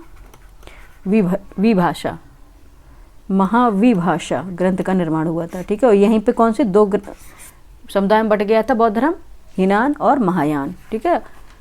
नेक्स्ट देखेंगे 120 हो गया, 121 पे चलेंगे, ठीक है, चलेंगे, अभी काफ़ी क्वेश्चन हैं, 150 तक क्वेश्चन कराने हैं, ठीक है। 121 ये आ गया हमारा क्वेश्चन। 121 क्वेश्चन है ये हमारा, सुभाष चंद्र बोस के बारे में निम्नलिखित में से कौन से कथन सही हैं, ठीक है, आपको बताना है कौन से कथन सही हैं। फर्स्ट है, वह भारतीय राष्ट्रीय कांग्रेस के 1938 के त्रिपुरी सत्र में अध्यक्ष चुने गए थे। सेकंड स्टेटमेंट है, जनवरी 1941 ईस्वी में वह घर में नजरबंदी से भाग निकले। थर्ड स्टेटमेंट है, उन्होंने सिंगापुर में 21 अक्टूबर 1943 ईस्वी को भारत की अस्थायी सरकार गठित की थी। Option A, option B, option C, option D according statement के आप देखेंगे कौन सा सही निकलेगा। ठीक है, सबसे पहले हम देख लेते हैं जो सुभाष चंद्र बोस हैं वो भारतीय राष्ट्रीय कांग्रेस के 1938 में त्रिपुरी अधिवेशन में नहीं, ठीक है, त्रिपुरी अधिवेशन में नहीं, किस में, ठीक है, हरिपुरा कांग्रेस अधिवेशन हुआ था 1938 में, त्रिपुरी कांग्रेस अधिवेशन नहीं हुआ था। ठीक है, इसलिए ये गलत हो गया। और सुभाष चंद्र बोस 16 जनवरी 1941 की रात को ही कोलकाता में ब्रिटिश निगरानी से भाग निकले थे, ये बिल्कुल सही है। ठीक है, 21 अक्टूबर 1943 को सुभाष चंद्र बोस ने सिंगापुर में स्वतंत्र भारत की जो अनंतिम सरकार के गठन की घोषणा की, इसे आज़ाद हिंद या स्वतंत्र भारत की सरकार भी कहा गया था, स्वतंत्र भारत भी कहा जाता था। ठीक है, आंसर क्या हो जाएगा 2 और 3। फर्स्ट तो स्टेटमेंट गलत हो गया क्योंकि ये हरिपुरा अधिवेशन था। ठीक है, 2 और 3 ऑप्शन ए इसका राइट आंसर हो जाएगा। ठीक है, ऑप्शन ए इसका राइट आंसर हो जाएगा। नेक्स्ट चलेंगे, क्वेश्चन नंबर है 122। बहुत सिंपल से पढ़ना है, आराम से पेशेंस रख के पढ़ना है क्वेश्चन को। ठीक है, तब क्वेश्चन सही हो जाएंगे, कई बार हमें आते हुए क्वेश्चन गलत हो जाते हैं। क्वेश्चन नंबर 122, निम्नलिखित में से कौन नालंदा विश्वविद्यालय में आचार्य नहीं थे। ठीक है, कौन से आचार्य नहीं थे नालंदा विश्वविद्यालय में? Option A Kautilya, option B Nagarjuna, option C Shilabhadra, option D Shanti Rakshit. बताइए कौन से नहीं थे, 122 का आंसर बताएं। ठीक है, कौन से नहीं थे? कौटिल्य नहीं थे। ठीक है, पेन सही कर लेते हैं यार। ठीक है, कौन से नहीं? कौटिल्य नहीं थे। ठीक है, कौटिल्य जो प्राचीन तक्षशिला विश्वविद्यालय के आचार्य थे, ना कि नालंदा विश्वविद्यालय के। ठीक है, ठीक है, आंसर क्या हो जाएगा? ए हो जाएगा। नेक्स्ट चलेंगे 123, क्वेश्चन नंबर है 123। आधुनिक भारतीय इतिहास की निम्नलिखित घटनाओं पर विचार करना है आपको। ठीक है, फर्स्ट है राजा नंद कुमार को मृत्युदंड, सेकंड है सालवाई की संधि, थर्ड है नंदीवाश की लड़ाई और फोर्थ है टीपू सुल्तान की मृत्यु। इनको क्रोनोलॉजिकल ऑर्डर में आपको अरेंज करना है। Option A, option B, option C, option D में से क्या आएगा आपको दिखाना है। ठीक है, 123 का आंसर बताएं। ठीक है, राजा नंद कुमार की जो मृत्युदंड दिया गया था 5 अगस्त 1775 को फांसी दी गई थी इनको। ठीक है, यहाँ पे हम डेट मेंशन कर देते हैं, 5 अगस्त 1775 को इन्हें फांसी दी गई थी, राजा नंद कुमार को मृत्युदंड मिला था। ठीक है, सालवाई की संधि कब हुई थी? ये सालवाई की अगर हम संधि देखेंगे तो ये 17 मई 1782 यानी कि 1782 को हुई थी। ठीक है, सालवाई की संधि। ठीक है, और बात करेंगे वांडीवास की जो लड़ाई हुई थी, जिसे वांडीवास का युद्ध भी कहते हैं, ये 22 जनवरी 1760 को हुई थी। ठीक है, 22 जैन, यहाँ पे हम जैन लिख देते हैं सिंपल सा। ठीक है, और कब हुई थी? 22 जैन 1760 को, 1760 ईस्वी को हुई थी। ठीक है, और बाद में देखेंगे टीपू सुल्तान की जो मृत्यु हुई थी वो कब हुई थी? 4 मई को, ये पूछा भी गया है, 4 मई। ठीक है, 4 मई 1799 को हुई थी। ठीक है, ये टीपू सुल्तान की। अब इसको क्रोनोलॉजिकल में ऑर्डर में जमा लेते हैं, क्या निकल के आएगा। ठीक है, क्रोनोलॉजिकल ऑर्डर में जमा लेते हैं, 3 1 2 4। ठीक है, निकल के आएगा 3 1 2 4। ऑप्शन ए राइट आंसर हो जाएगा। ठीक है, ऑप्शन ए इसका राइट आंसर हो जाएगा 123 का। ठीक है, नेक्स्ट चलेंगे, क्वेश्चन नंबर है 124। बिहार के निम्नलिखित समाचार जो पत्रों में से सबसे पहले किसका प्रकाशन प्रारंभ हुआ था? ठीक है, बिहार के निम्नलिखित समाचार पत्रों में सबसे पहले किसका प्रकाशन प्रारंभ किया गया था? ऑप्शन ए है Patna Harkara, option B Bihar Bandhu, option C Akhbar e Bihar, option D Bihar Herald. किसका हुआ था? अखबार ए बिहार का प्रकाशन सबसे पहले प्रारंभ हुआ था। ऑप्शन सी इसका राइट आंसर हो जाएगा। नेक्स्ट चलेंगे क्वेश्चन नंबर 125 पे। ठीक है, क्वेश्चन नंबर 125 पे सूची फर्स्ट को सूची सेकंड के साथ सम्मिलित करना है। सूची काफ़ी सम्मिलित करने के काफ़ी क्वेश्चन हैं। ठीक है, सूची फर्स्ट में एक में घटना है, संगठन है और उससे संबंधित व्यक्ति हैं। आइए देख लेते हैं। चंपारण सत्याग्रह है, आज़ाद का दस्ता है, 1940 में बिहार में व्यक्तिगत जो सत्याग्रह हुए थे उनको मिलाना है, किसान सभा बिहार। इनका प्रयोग का सही उत्तर आपको चुनना है। ठीक है, आइए देख लेते हैं। ठीक है, आइए देख लेते हैं।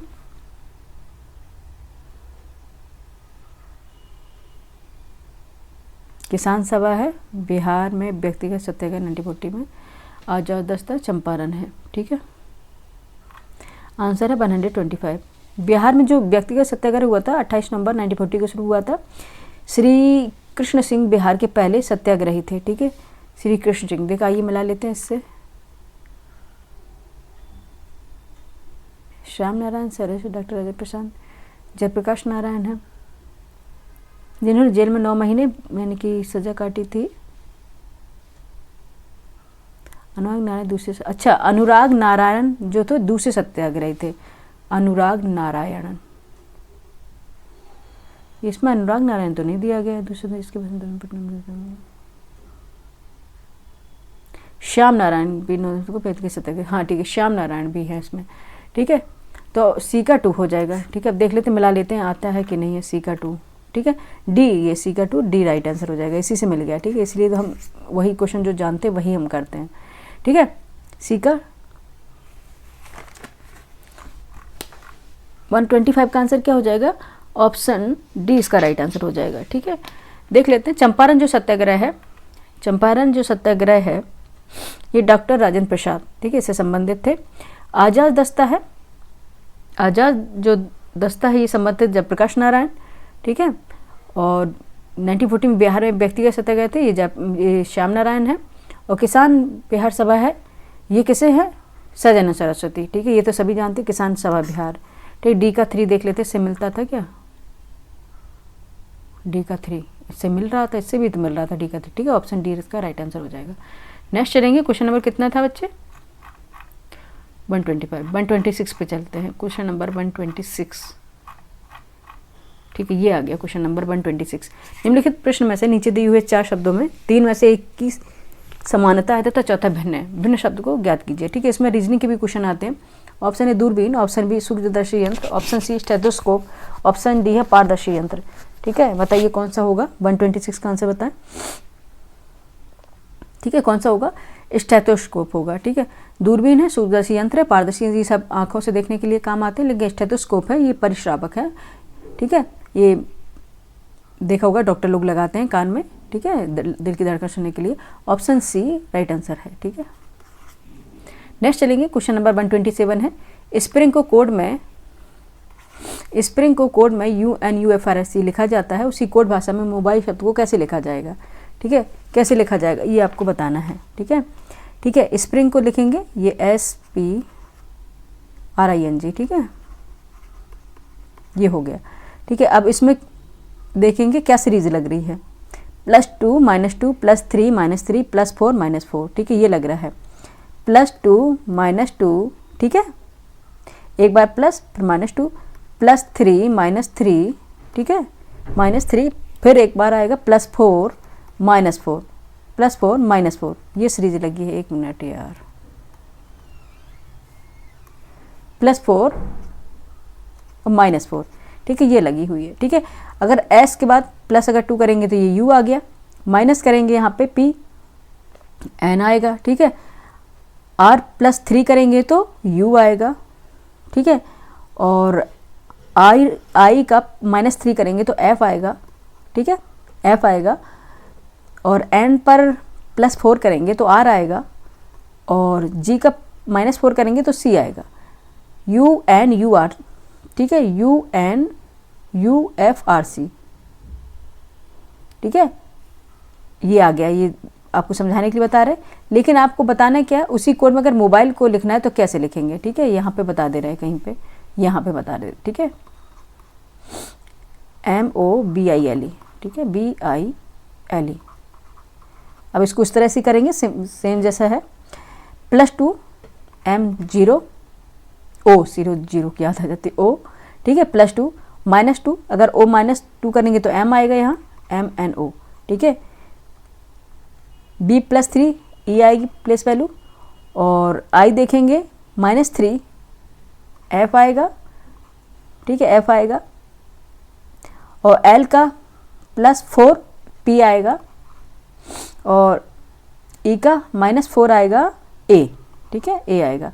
OMEFPA B राइट आंसर आ जाएगा इसका, ठीक है, ऑप्शन बी इसका राइट आंसर आ जाएगा, ठीक है, 127 का, ठीक है, 127 का बी राइट आंसर आ जाएगा, ठीक है। नेक्स्ट चलेंगे, क्वेश्चन नंबर है क्वेश्चन नंबर 120। मुकेश ने अपने मित्र से कहा, रीता मेरे पुत्र के पत्नी की बेटी की माँ है, ठीक है। मुकेश का रीता के साथ क्या रिश्ता है, दामाद है, पिता है, बेटा है या ससुर है, ठीक है, ससुर है, तो क्या ससुर है, ऑप्शन डी इसका राइट आंसर हो जाएगा, ठीक है। 128 का आंसर है ससुर है, ठीक है। ये लगा के देखिए, सिंपल सा क्वेश्चन है, ज़्यादा नहीं है, ठीक है। ब्लड रिलेशन का ये क्वेश्चन है। नेक्स्ट देखेंगे। अब इसको मेरेज करना पड़ेगा यार,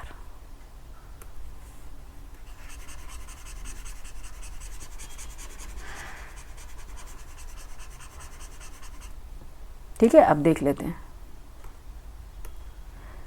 क्वेश्चन नंबर 129। राम उत्तर दिशा में जाता है, फिर दाएं मुड़ता है, फिर दोबारा दाएं चलता है और अंत में बाएं जाता है। अब राम किस दिशा में है? डायरेक्शन से संबंधित क्वेश्चन है। दक्षिण में, पूर्व में, उत्तर में या पश्चिम में? क्वेश्चन नंबर 129 का आंसर बताइए, ठीक है। राम कैसे जाता है? ये है, देख लेते हैं। डायरेक्शन ये है, ये पूर्व होता है, ठीक है। ये पश्चिम होता है, ये उत्तर होता है, ये दक्षिण होता है, ठीक है। इतना तो आपको पता ही होगा, ठीक है। ये दक्षिण होगा। अब सबसे पहले हम जैसे बोलता जाता है हम वैसे करते जाते हैं, ठीक है। राम उत्तर दिशा में जाता है, ठीक है। ये चले राम उत्तर दिशा में, ठीक है। यहाँ पे हम कर लेते हैं, दूसरा कोई कलर ले लेते हैं, तब समझ में आएगा, ठीक है। राम ये चले, ठीक है, उत्तर दिशा में, ठीक है। उत्तर दिशा की ओर जाता है और फिर दाएं मुड़ता है, ये दाएं मुड़ गए, ठीक है। फिर दाएं मुड़ता है, उसके बाद फिर दोबारा दाएं मुड़ता है, फिर दोबारा इनका दाएं ये हो गया, दोबारा दाएं मुड़ता है और फिर अंत में बाएं चलता है, ठीक है। और अंत में फिर वह बाएं चलता है, ठीक है। ये बाएं चल रहा है इसके, ठीक है। इधर से उसका ये बायां होगा, ठीक है। तो अब पूछा क्या गया है? अंत में बाएं जाता है। अब राम किस दिशा में है? किस दिशा में, किस डायरेक्शन में, ये पूछा गया। तो ये कौन सी डायरेक्शन है? पूर्व। ऑप्शन बी राइट आंसर हो जाएगा, ठीक है। ऑप्शन बी इसका क्या होगा? राइट आंसर हो जाएगा 129 का। बी है ना राइट आंसर, ठीक है, ठीक है। नेक्स्ट देखते हैं क्वेश्चन नंबर, ठीक है। क्वेश्चन नंबर है 130। अंग्रेजी वर्णमाला क्रम में लिखते हुए निम्नलिखित में से कौन सा नाम सबसे अंत में आएगा, ये बताना अकॉर्डिंग अंग्रेजी वर्णमाला के अकॉर्डिंग, ठीक है। Option A Mohinder, option B Mahendra, option C Mohinder, option D Mahindra, ठीक है। कौन सा होगा? 130 का आंसर बताएं। ये आएगा Mohinder, option A right answer हो जाएगा, ठीक है। 130 का आंसर क्या हो जाएगा? ऑप्शन ए होगा, ठीक है। पहले महिंद्रा आएगा, फिर महिंदर आएगा, फिर मोहिंदर आएगा, तब लास्ट में ये आएगा, ठीक है। ये अरेंज करके देख लीजिएगा। नेक्स्ट देखेंगे 131, ठीक है। 39 विद्यार्थियों की कक्षा में नितिन जोगिंद्र से 7वीं रैंक श्रेणी से आगे है। यदि जोगिंद्र का रैंक अंतिम से 17वां है तो नितिन का रैंक आरंभ से कितना होगा, ये आपको निकालना है। 131 का आंसर बताइए, 131 का आंसर बताइए फटाफट, क्या हो जाएगा, ठीक है। आरंभ से का नितिन का रैंक निकालना है तो क्या था? नितिन का रैंक 39 था, ठीक है, 39 था। और पूछा क्या गया था? जोगिंदर 7 श्रेणी से आगे है। 39 विद्यार्थियों की कक्षा में नितिन जोगिंदर से 7 श्रेणी आगे है, ठीक है। 7 श्रेणी आगे कर लेते हैं पहले इसको। 39 पहले माइनस करना पड़ेगा इससे, 7 श्रेणी आगे कर लेते हैं। यदि जोगिंदर का रैंक अंत में 17वां है तो नितिन का आरंभ से कितना है, ये -1 कर देते हैं क्योंकि दोहराव ना हो, ठीक है। आंसर क्या आ जाएगा? 39 -24 -1, ठीक है। 39 -23 आ जाएगा 16, 16वीं रैंक है, ठीक है। ऑप्शन डी राइट आंसर हो जाएगा, ठीक है। ऑप्शन डी इसकी राइट आंसर हो जाएगा, ठीक है। नेक्स्ट देखेंगे, अगर हम देखें 132,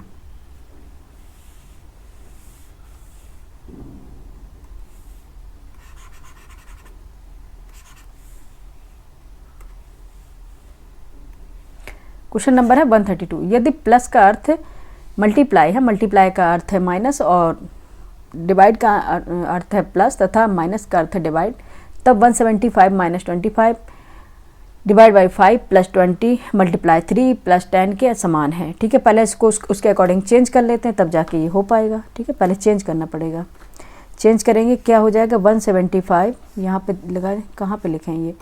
175 डिवाइड भाई, जैसे उसे बताता जा रहा है, 25 + 5 मल्टीप्लाई 20 - 3 डिवाइड बाय मल्टीप्लाई 10, ठीक है। अकॉर्डिंग बॉडमास फार्मूला के अकॉर्डिंग इसको सॉल्व कर लेंगे। 7 + 100 मल्टीप्लाई -30, ठीक है, -30 हो गया, ठीक है। क्या आया? 107 - 30 आंसर आ जाएगा 77। ठीक है, ये निकल के आएगा, ऑप्शन बी इसका राइट आंसर हो जाएगा। ठीक है, ऑप्शन बी इसका राइट आंसर हो जाएगा। ठीक है, नेक्स्ट चलेंगे। क्वेश्चन नंबर है 133। राहुल की आयु सीमा से 3 गुना अधिक है। 4 वर्ष पूर्व लक्ष्मी की आयु राहुल से दोगुनी थी। अगले 4 वर्षों में राहुल 31 वर्ष का हो जाएगा। सीमा तथा लक्ष्मी की वर्तमान आयु क्या है आपको बताना है। Option A, option B, option C, option D में से कौन सा आंसर निकलेगा। 133 का आंसर बताएं। राहुल की वर्तमान आयु देख लेते कितनी है, 31 वर्ष थी। ठीक है, और पहले अगर 4 वर्ष पहले देखेंगे तो कितनी निकली है, 27 निकली। ठीक है, और सीमा की अगर वर्तमान आयु देख ले 3 गुना अधिक थी, तो 27/3 निकल के आई 9 ईयर। ठीक है, 9 वर्ष। ठीक है, अब देखें 9 वर्ष कहाँ है, 2 में 2 3 में है। 4 वर्ष पूर्व लक्ष्मी की आयु क्या थी, अगर 4 वर्ष पूर्व अगर लक्ष्मी की आयु निकालेंगे तो ये निकलेगी 27 - 4 × 2। ठीक है, ये हो जाएगा 4 वर्ष पूर्व लक्ष्मी की आयु दुगनी थी ना, इसमें बताया गया दुगनी थी। ठीक है, 23 × 2 ये आ गई 46। ठीक है, ये आ गई लक्ष्मी की आयु। अब लक्ष्मी की वर्तमान आयु पूछी है तो क्या है वर्तमान आयु, वर्तमान आयु है 46 + 4 है वर्तमान आयु। 4 उसमें से प्लस करना पड़ेगा, 4 वर्ष पहले की अब 4 वर्ष बाद की, तो ये हो गई 50। ठीक है, 50 हो गई। ठीक है, 50 हो गई, तो 9 और 50 जहाँ पे वही आंसर हो जाएगा, 9 50। ऑप्शन डी राइट आंसर होगा। ठीक है, 133 का डी राइट आंसर हो जाएगा। ठीक है, डी राइट आंसर हो जाएगा।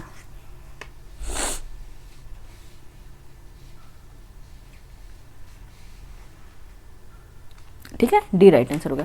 नेक्स्ट चलेंगे 134। क्वेश्चन नंबर है 134। अब इसको हम देखेंगे।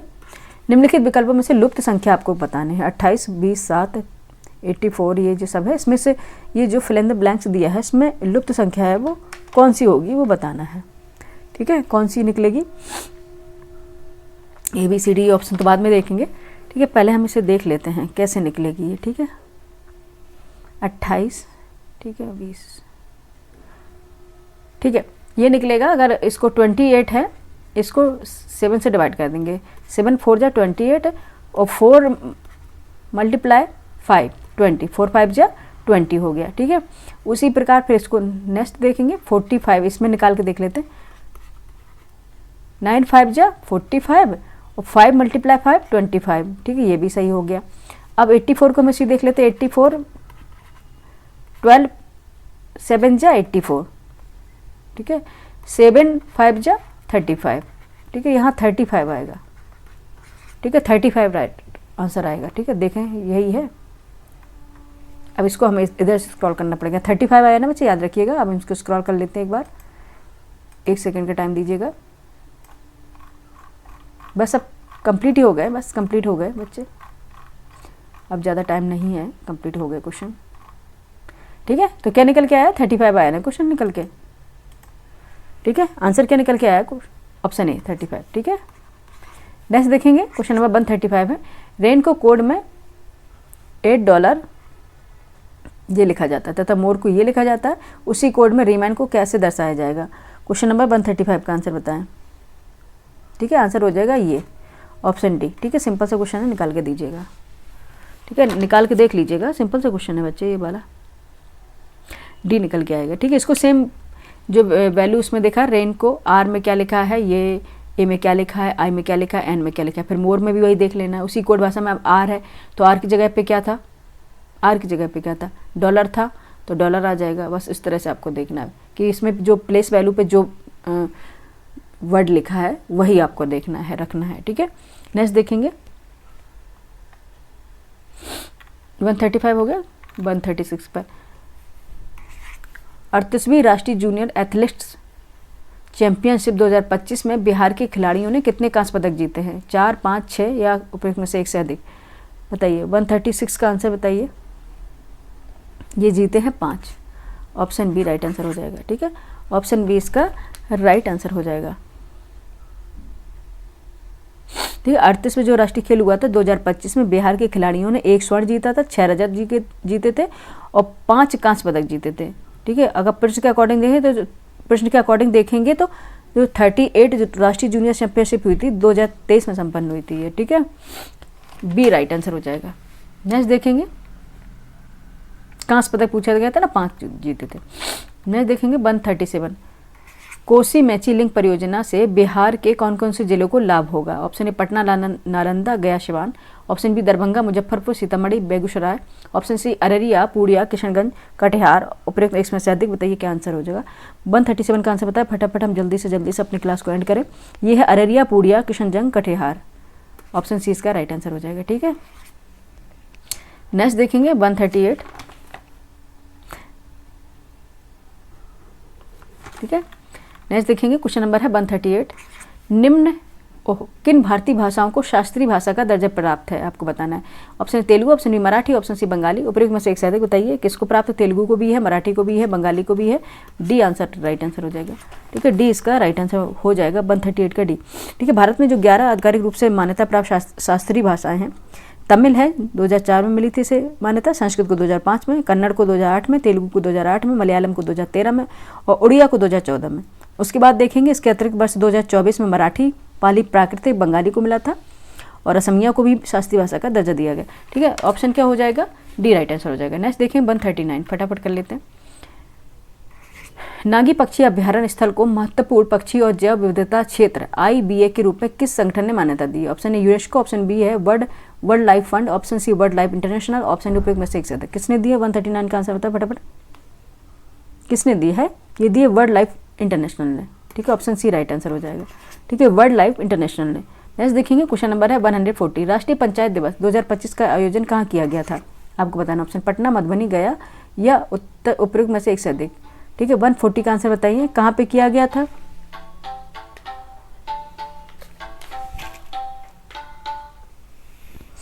ठीक है, राष्ट्रीय पंचायत दिवस 2025 का आयोजन कहाँ किया गया था? पटना, मधुबनी, गया या उपयुक्त में से एक से अधिक। क्वेश्चन नंबर 140 का आंसर बताएं फटाफट, क्या हो जाएगा? ठीक है, ये किया गया था मधुबनी में। ठीक है, मधुबनी में किया गया था। ऑप्शन 20 का राइट आंसर हो जाएगा। ठीक है, राष्ट्रीय पंचायत राज दिवस 2025 का कार्यक्रम का आयोजन बिहार के मधुबनी जिले के लोहाना उत्तर ग्राम पंचायत में किया गया था। ठीक है, नेक्स्ट देखेंगे क्वेश्चन नंबर है 141। ठीक है, लूनर ट्रेल ब्लेजर मिशन का मुख्य उद्देश्य क्या है? ऑप्शन ए चंद्रमा की सतह पर जल का पता लगाना और उसका मानचित्रण करना। ऑप्शन बी पूरे चंद्रमा का एक त्रिआयामी मॉडल बनाना। ऑप्शन सी नए चंद्र रोवर्स का परीक्षण करना। ऑप्शन डी उपयुक्त में से एक से अधिक। 141 का आंसर बताएं क्या हो जाएगा?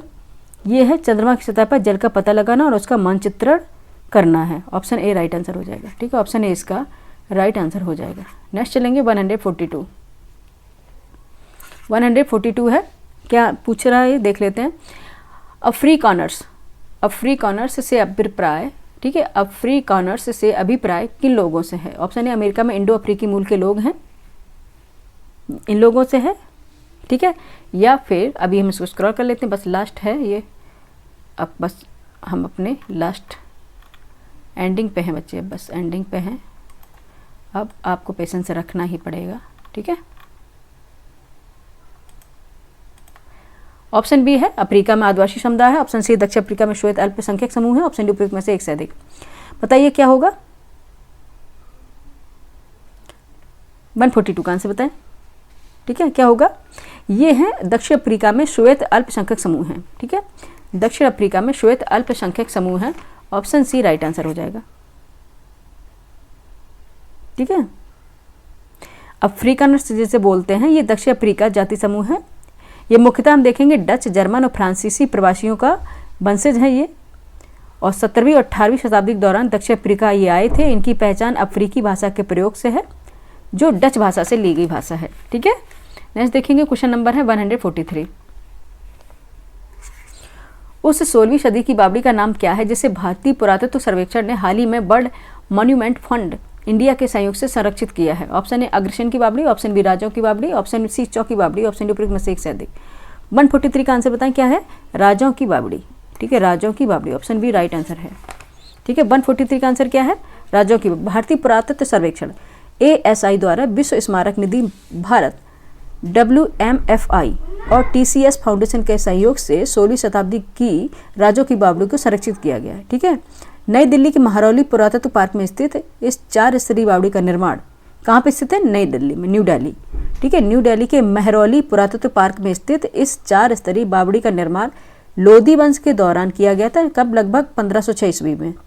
ठीक है, इसका निर्माण दिल्ली सल्तनत के एक प्रशासक दौलत खान लोधी ने करवाया था। ठीक है, किसने करवाया था? दौलत खान लोधी द्वारा। ठीक है, नेक्स्ट देखेंगे, क्वेश्चन नंबर है 144। न्यूयॉर्क सिटी के मेयर का नाम क्या है जिन्होंने 14 अप्रैल 2025 को डॉक्टर BR अम्बेडकर दिवस घोषित किया है? ऑप्शन है Bill de Blasio, option B Eric Adams, option C Sadiq Khan, option D उपरोक्त में से एक से अधिक। बताइए 144 का आंसर बताइए क्या है? ठीक है, ये है Eric Adams. Eric Adams, option B right answer हो जाएगा। ठीक है, ऑप्शन बी इसका राइट आंसर हो जाएगा। ठीक है, 14 अप्रैल 2025 को न्यूयॉर्क शहर में मेयर एरिक एडम्स ने इस दिन को डॉक्टर भीमराव रामजी अम्बेडकर दिवस घोषित किया है, जो 2025 में डॉक्टर अम्बेडकर की 135वीं जयंती भी मनाई गई थी तब। ठीक है, नेक्स्ट देखेंगे, क्वेश्चन नंबर है 145। यूरोविजन सॉन्ग कॉन्टेस्ट का स्थायी नारा क्या है? ऑप्शन ए म्यूजिक यूनाइट्स, ठीक है, music unites us, option B है together in song, option C united by music, option D है उपयुक्त में से एक से अधिक। 145 का आंसर बताइए क्या हो जाएगा? ठीक है, आंसर होगा यूनाइटेड बाय म्यूजिक।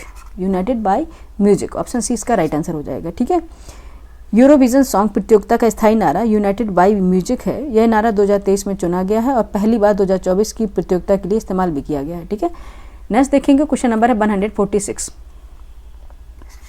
इसरो ने GSLV F-15 मिशन के बारे में क्या सत्य है? इसरो के GSLV F-15 मिशन के बारे में क्या सत्य है आपको बताना है। ऑप्शन है इसरो, ऑप्शन है इसने NBS-02 उपग्रह को ले जाया गया है, ऑप्शन बी है इससे ले जाया गया। ठीक है, ऑप्शन बी है श्रीहरिकोटा से इसरो का 101वां प्रक्षेपण था, ऑप्शन सी है श्रीहरिकोटा से इसरो का 100वां प्रक्षेपण था, ऑप्शन डी उपयुक्त में से एक से अधिक। बताइए 146 का आंसर बताइए क्या हो जाएगा? ये होगा डी, उपयुक्त में से एक से अधिक है। ठीक है, जो GSLV F-15 मिशन है 29 जनवरी 2025 को श्रीहरिकोटा के सतीश धवन अंतरिक्ष केंद्र से NBS-02 उपग्रह का प्रक्षेपण किया गया था। ठीक है, ये सही है। ठीक, ये भी सही है और ये भी सही है। ठीक है, यह भारत के भू समकालिक उपग्रह प्रक्षेपण यान GSLV की 17वीं उड़ान थी। ठीक है, स्वदेशी क्रायोजेनिक चरण वाली 11वीं उड़ान थी और भारत के अंतरिक्ष केंद्र से 100वां प्रक्षेपण था। ठीक है, और इस मिशन का उद्देश्य क्या था? नाविक प्रणाली के लिए दूसरी पीढ़ी के नौवहन उपग्रह NBS-02 को भू समकालिक स्थानांतरण कक्षा में स्थापित करना। ठीक है, ये इसका उद्देश्य है। ऑप्शन डी एक से अधिक हो गया तो ऑप्शन डी इसका राइट आंसर हो जाएगा। नेक्स्ट चलेंगे 147। G20 के 18वें शिखर सम्मेलन के बारे में क्या सत्य है? ऑप्शन ए, यह रियो डी जेनेरियो में आयोजित हुआ है। इसका विषय था building a just world and a sustainable planet. ठीक है, इसका विषय क्या था? Building a just world and a sustainable planet. Option C है रियो डी जेनेरियो घोषणापत्र में अरबपतियों पर कर लगाने पर जोर दिया गया। डी में उपयुक्त में से कोई नहीं। 147 का आंसर बताइए, इसमें क्या क्या क्या सत्य है आपको बताने। सारे गलत है, इसमें एक ही सही होगा। ठीक है, एक ही सही होगा बच्चे। ठीक है, ठीक है, आंसर क्या होगा? उपयुक्त में से कोई नहीं सही है। उपयुक्त में से कोई सही नहीं है। ठीक है, ये सब गलत है। क्यों गलत है आइए देख लेते हैं। ठीक है, 18वां G20 शिखर सम्मेलन 9 से 10 सितंबर 2023 को नई दिल्ली में भारत में आयोजित हुआ था, ना कि रियो डी जेनेरियो में, इसलिए गलत हो गया। ठीक है,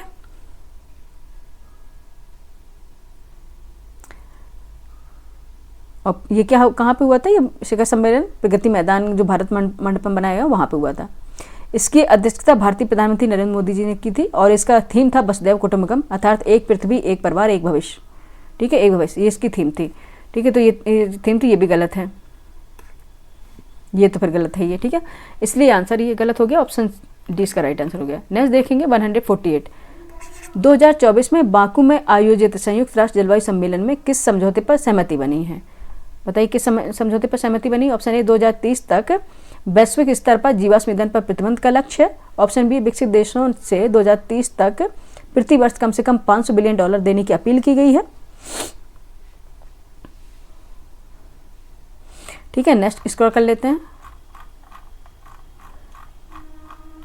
और सी है विकसित देशों से 2035 तक प्रति वर्ष कम से कम $300 बिलियन देने की अपील है। डी उपयुक्त में से एक से अधिक। बताइए क्या आंसर हो जाएगा 148 का? 148। ठीक है, क्या आंसर है? विकसित देशों से 2035 तक, ठीक है, 300 बिलियन डॉलर देने की अपील की गई है। ठीक है, देखेंगे 2024 में जो बाकू में आयोजित संयुक्त राष्ट्र सम्मेलन जलवायु परिवर्तन COP29 में हुए समझौते के अनुसार विकसित देशों से 2035 तक विकासशील देशों को, जो विकासशील देश हैं उनको सालाना कम से कम 300 बिलियन डॉलर प्रदान करने का आह्वान किया गया था। ठीक है, इसका उद्देश्य क्या था? जो विकासशील देश हैं उसमें जलवायु कार्रवाई का समर्थन करना है और जिसका व्यापक लक्ष्य होगा 2035 तक सभी स्रोतों से लगभग 1.3 ट्रिलियन डॉलर जुटाना। ठीक है, 1.3 ट्रिलियन डॉलर जुटाना। नेक्स्ट देखेंगे 149। ठीक है, 149 2024 में साहित्य का नोबेल पुरस्कार प्राप्त करने वाली हांगकांग के उपन्यास, ठीक है, हांगकांग के उपन्यास द वेजिटेरियन को कौन सा अन्य प्रतिष्ठित पुरस्कार प्राप्त हुआ है? ठीक है, देख लेते हैं 2024 में साहित्य का नोबेल पुरस्कार प्राप्त करने वाली हांगकांग के उपन्यास द वेजिटेरियन को कौन सा अन्य प्रतिष्ठित पुरस्कार प्राप्त हुआ है? ऑप्शन ए प्रित्जर पुरस्कार, option B PEN America literary award है, ऑप्शन सी इंटरनेशनल बुकर पुरस्कार, ऑप्शन डी उपयोग में से एक से अधिक। बताइए कौन सा है? या तो प्रित्जर पुरस्कार मिला है, या पेन अमेरिका लिटरेरी अवार्ड्स मिला है, इंटरनेशनल बुकर पुरस्कार मिला है, या फिर एक से अधिक है। 149 का आंसर बताएं क्या मिला है इन्हें? इंटरनेशनल बुकर पुरस्कार। ठीक है, इंटरनेशनल बुकर पुरस्कार इन्हें दिया गया है। ठीक है, हांगकांग के उपन्यास द वेजिटेरियन, ठीक है, द वेजिटेरियन ने 2016 में अंतर्राष्ट्रीय बुकर पुरस्कार, जिसका अंग्रेजी अनुवाद है, जीता है और बाद में उन्होंने 2024 में साहित्य का नोबेल पुरस्कार भी दिया गया है। ठीक है, ऑप्शन सी इसका राइट आंसर होगा। नेक्स्ट देखेंगे, आज का लास्ट क्वेश्चन है 150 और ये निम्नलिखित में से नेपाल के किस ग्लेशियर को मई 2025 में मृत घोषित कर दिया है? Option A Khumbu glacier, option B Yala glacier, option C Imja glacier, option D है उपयुक्त में से एक से अधिक। बताइए क्या हो जाएगा आंसर? ये है याला ग्लेशियर। ठीक है, कौन सा है? याला ग्लेशियर। नेपाल की लांगटांग घाटी में स्थित याला ग्लेशियर को मई 2025 में मृत घोषित कर दिया गया है। ठीक है, याला ग्लेशियर नेपाल का पहला ग्लेशियर है, ये आपको याद रखना चाहिए, जिसे यह दर्जा मिला है मृत ग्लेशियर का।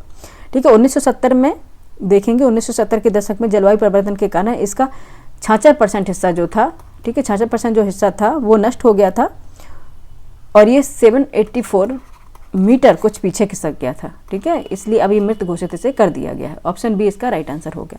ठीक है, इसी के साथ हमारे पूरे 150 क्वेश्चन जो बीपीएससी पेपर हुआ था सितंबर में, ठीक है, वो कंप्लीट हो गया। ठीक है, प्रीवियस ईयर पेपर एनालिसिस का ये हमारी सीरीज़ है जिसमें हम सभी स्टेट पीसीएस और भी जो एग्ज़ाम हुए उनके पेपर को हम डिस्कशन करेंगे, एनालिसिस करेंगे। मतलब इसका उद्देश्य हमारा क्या रहेगा? इसका उद्देश्य रहेगा जो आने वाले एग्जाम है उसमें किस तरह से पैटर्न चेंज हो रहा है, किस तरह से आयु पैटर्न बना रहा है, वो मिलेंगे और कुछ तो क्वेश्चन रिपीट भी होते रहते हैं और उसकी आपको प्रैक्टिस भी हो जाएगी क्वेश्चन को सॉल्व करने की। ठीक है, ये आपको क्वेश्चन कैसे लगे? ठीक है, बीपीएससी के क्वेश्चन हमें तो बनाए ही नहीं है, जो आपको कुछ लगने से मतलब है, ये आयोग ने पूछे गए हैं। पूरे 150 क्वेश्चन करा दिए हैं। उसके बाद अगर आप लोग कमेंट करेंगे तो यूपी पीसीएस का जो अभी एग्जाम हुआ था वो कंप्लीट करा देंगे। ठीक है, क्योंकि अभी रिजल्ट उसका आया नहीं है। ठीक है, तो आने वाले जो बच्चों ने दिया है उनका तो पता होगा किस तरह से पूछा गया, लेकिन जो अब नए पीसीएस जो बच्चे देने वाले हैं उनके लिए वो फायदेमंद साबित होगा। ठीक है, ठीक है, आगे आने वाले जो एसआई का एग्ज़ाम है यूपी पीसीएस 2026 का, आर हाईकोर्ट की वैकेंसी आने वाली है, उनके लिए ये बहुत फायदेमंद साबित होगा। ठीक है, आप लोग लाइक करें, सब्सक्राइब करें, शेयर करें और लगातार पढ़ते रहें। Thank you for watching.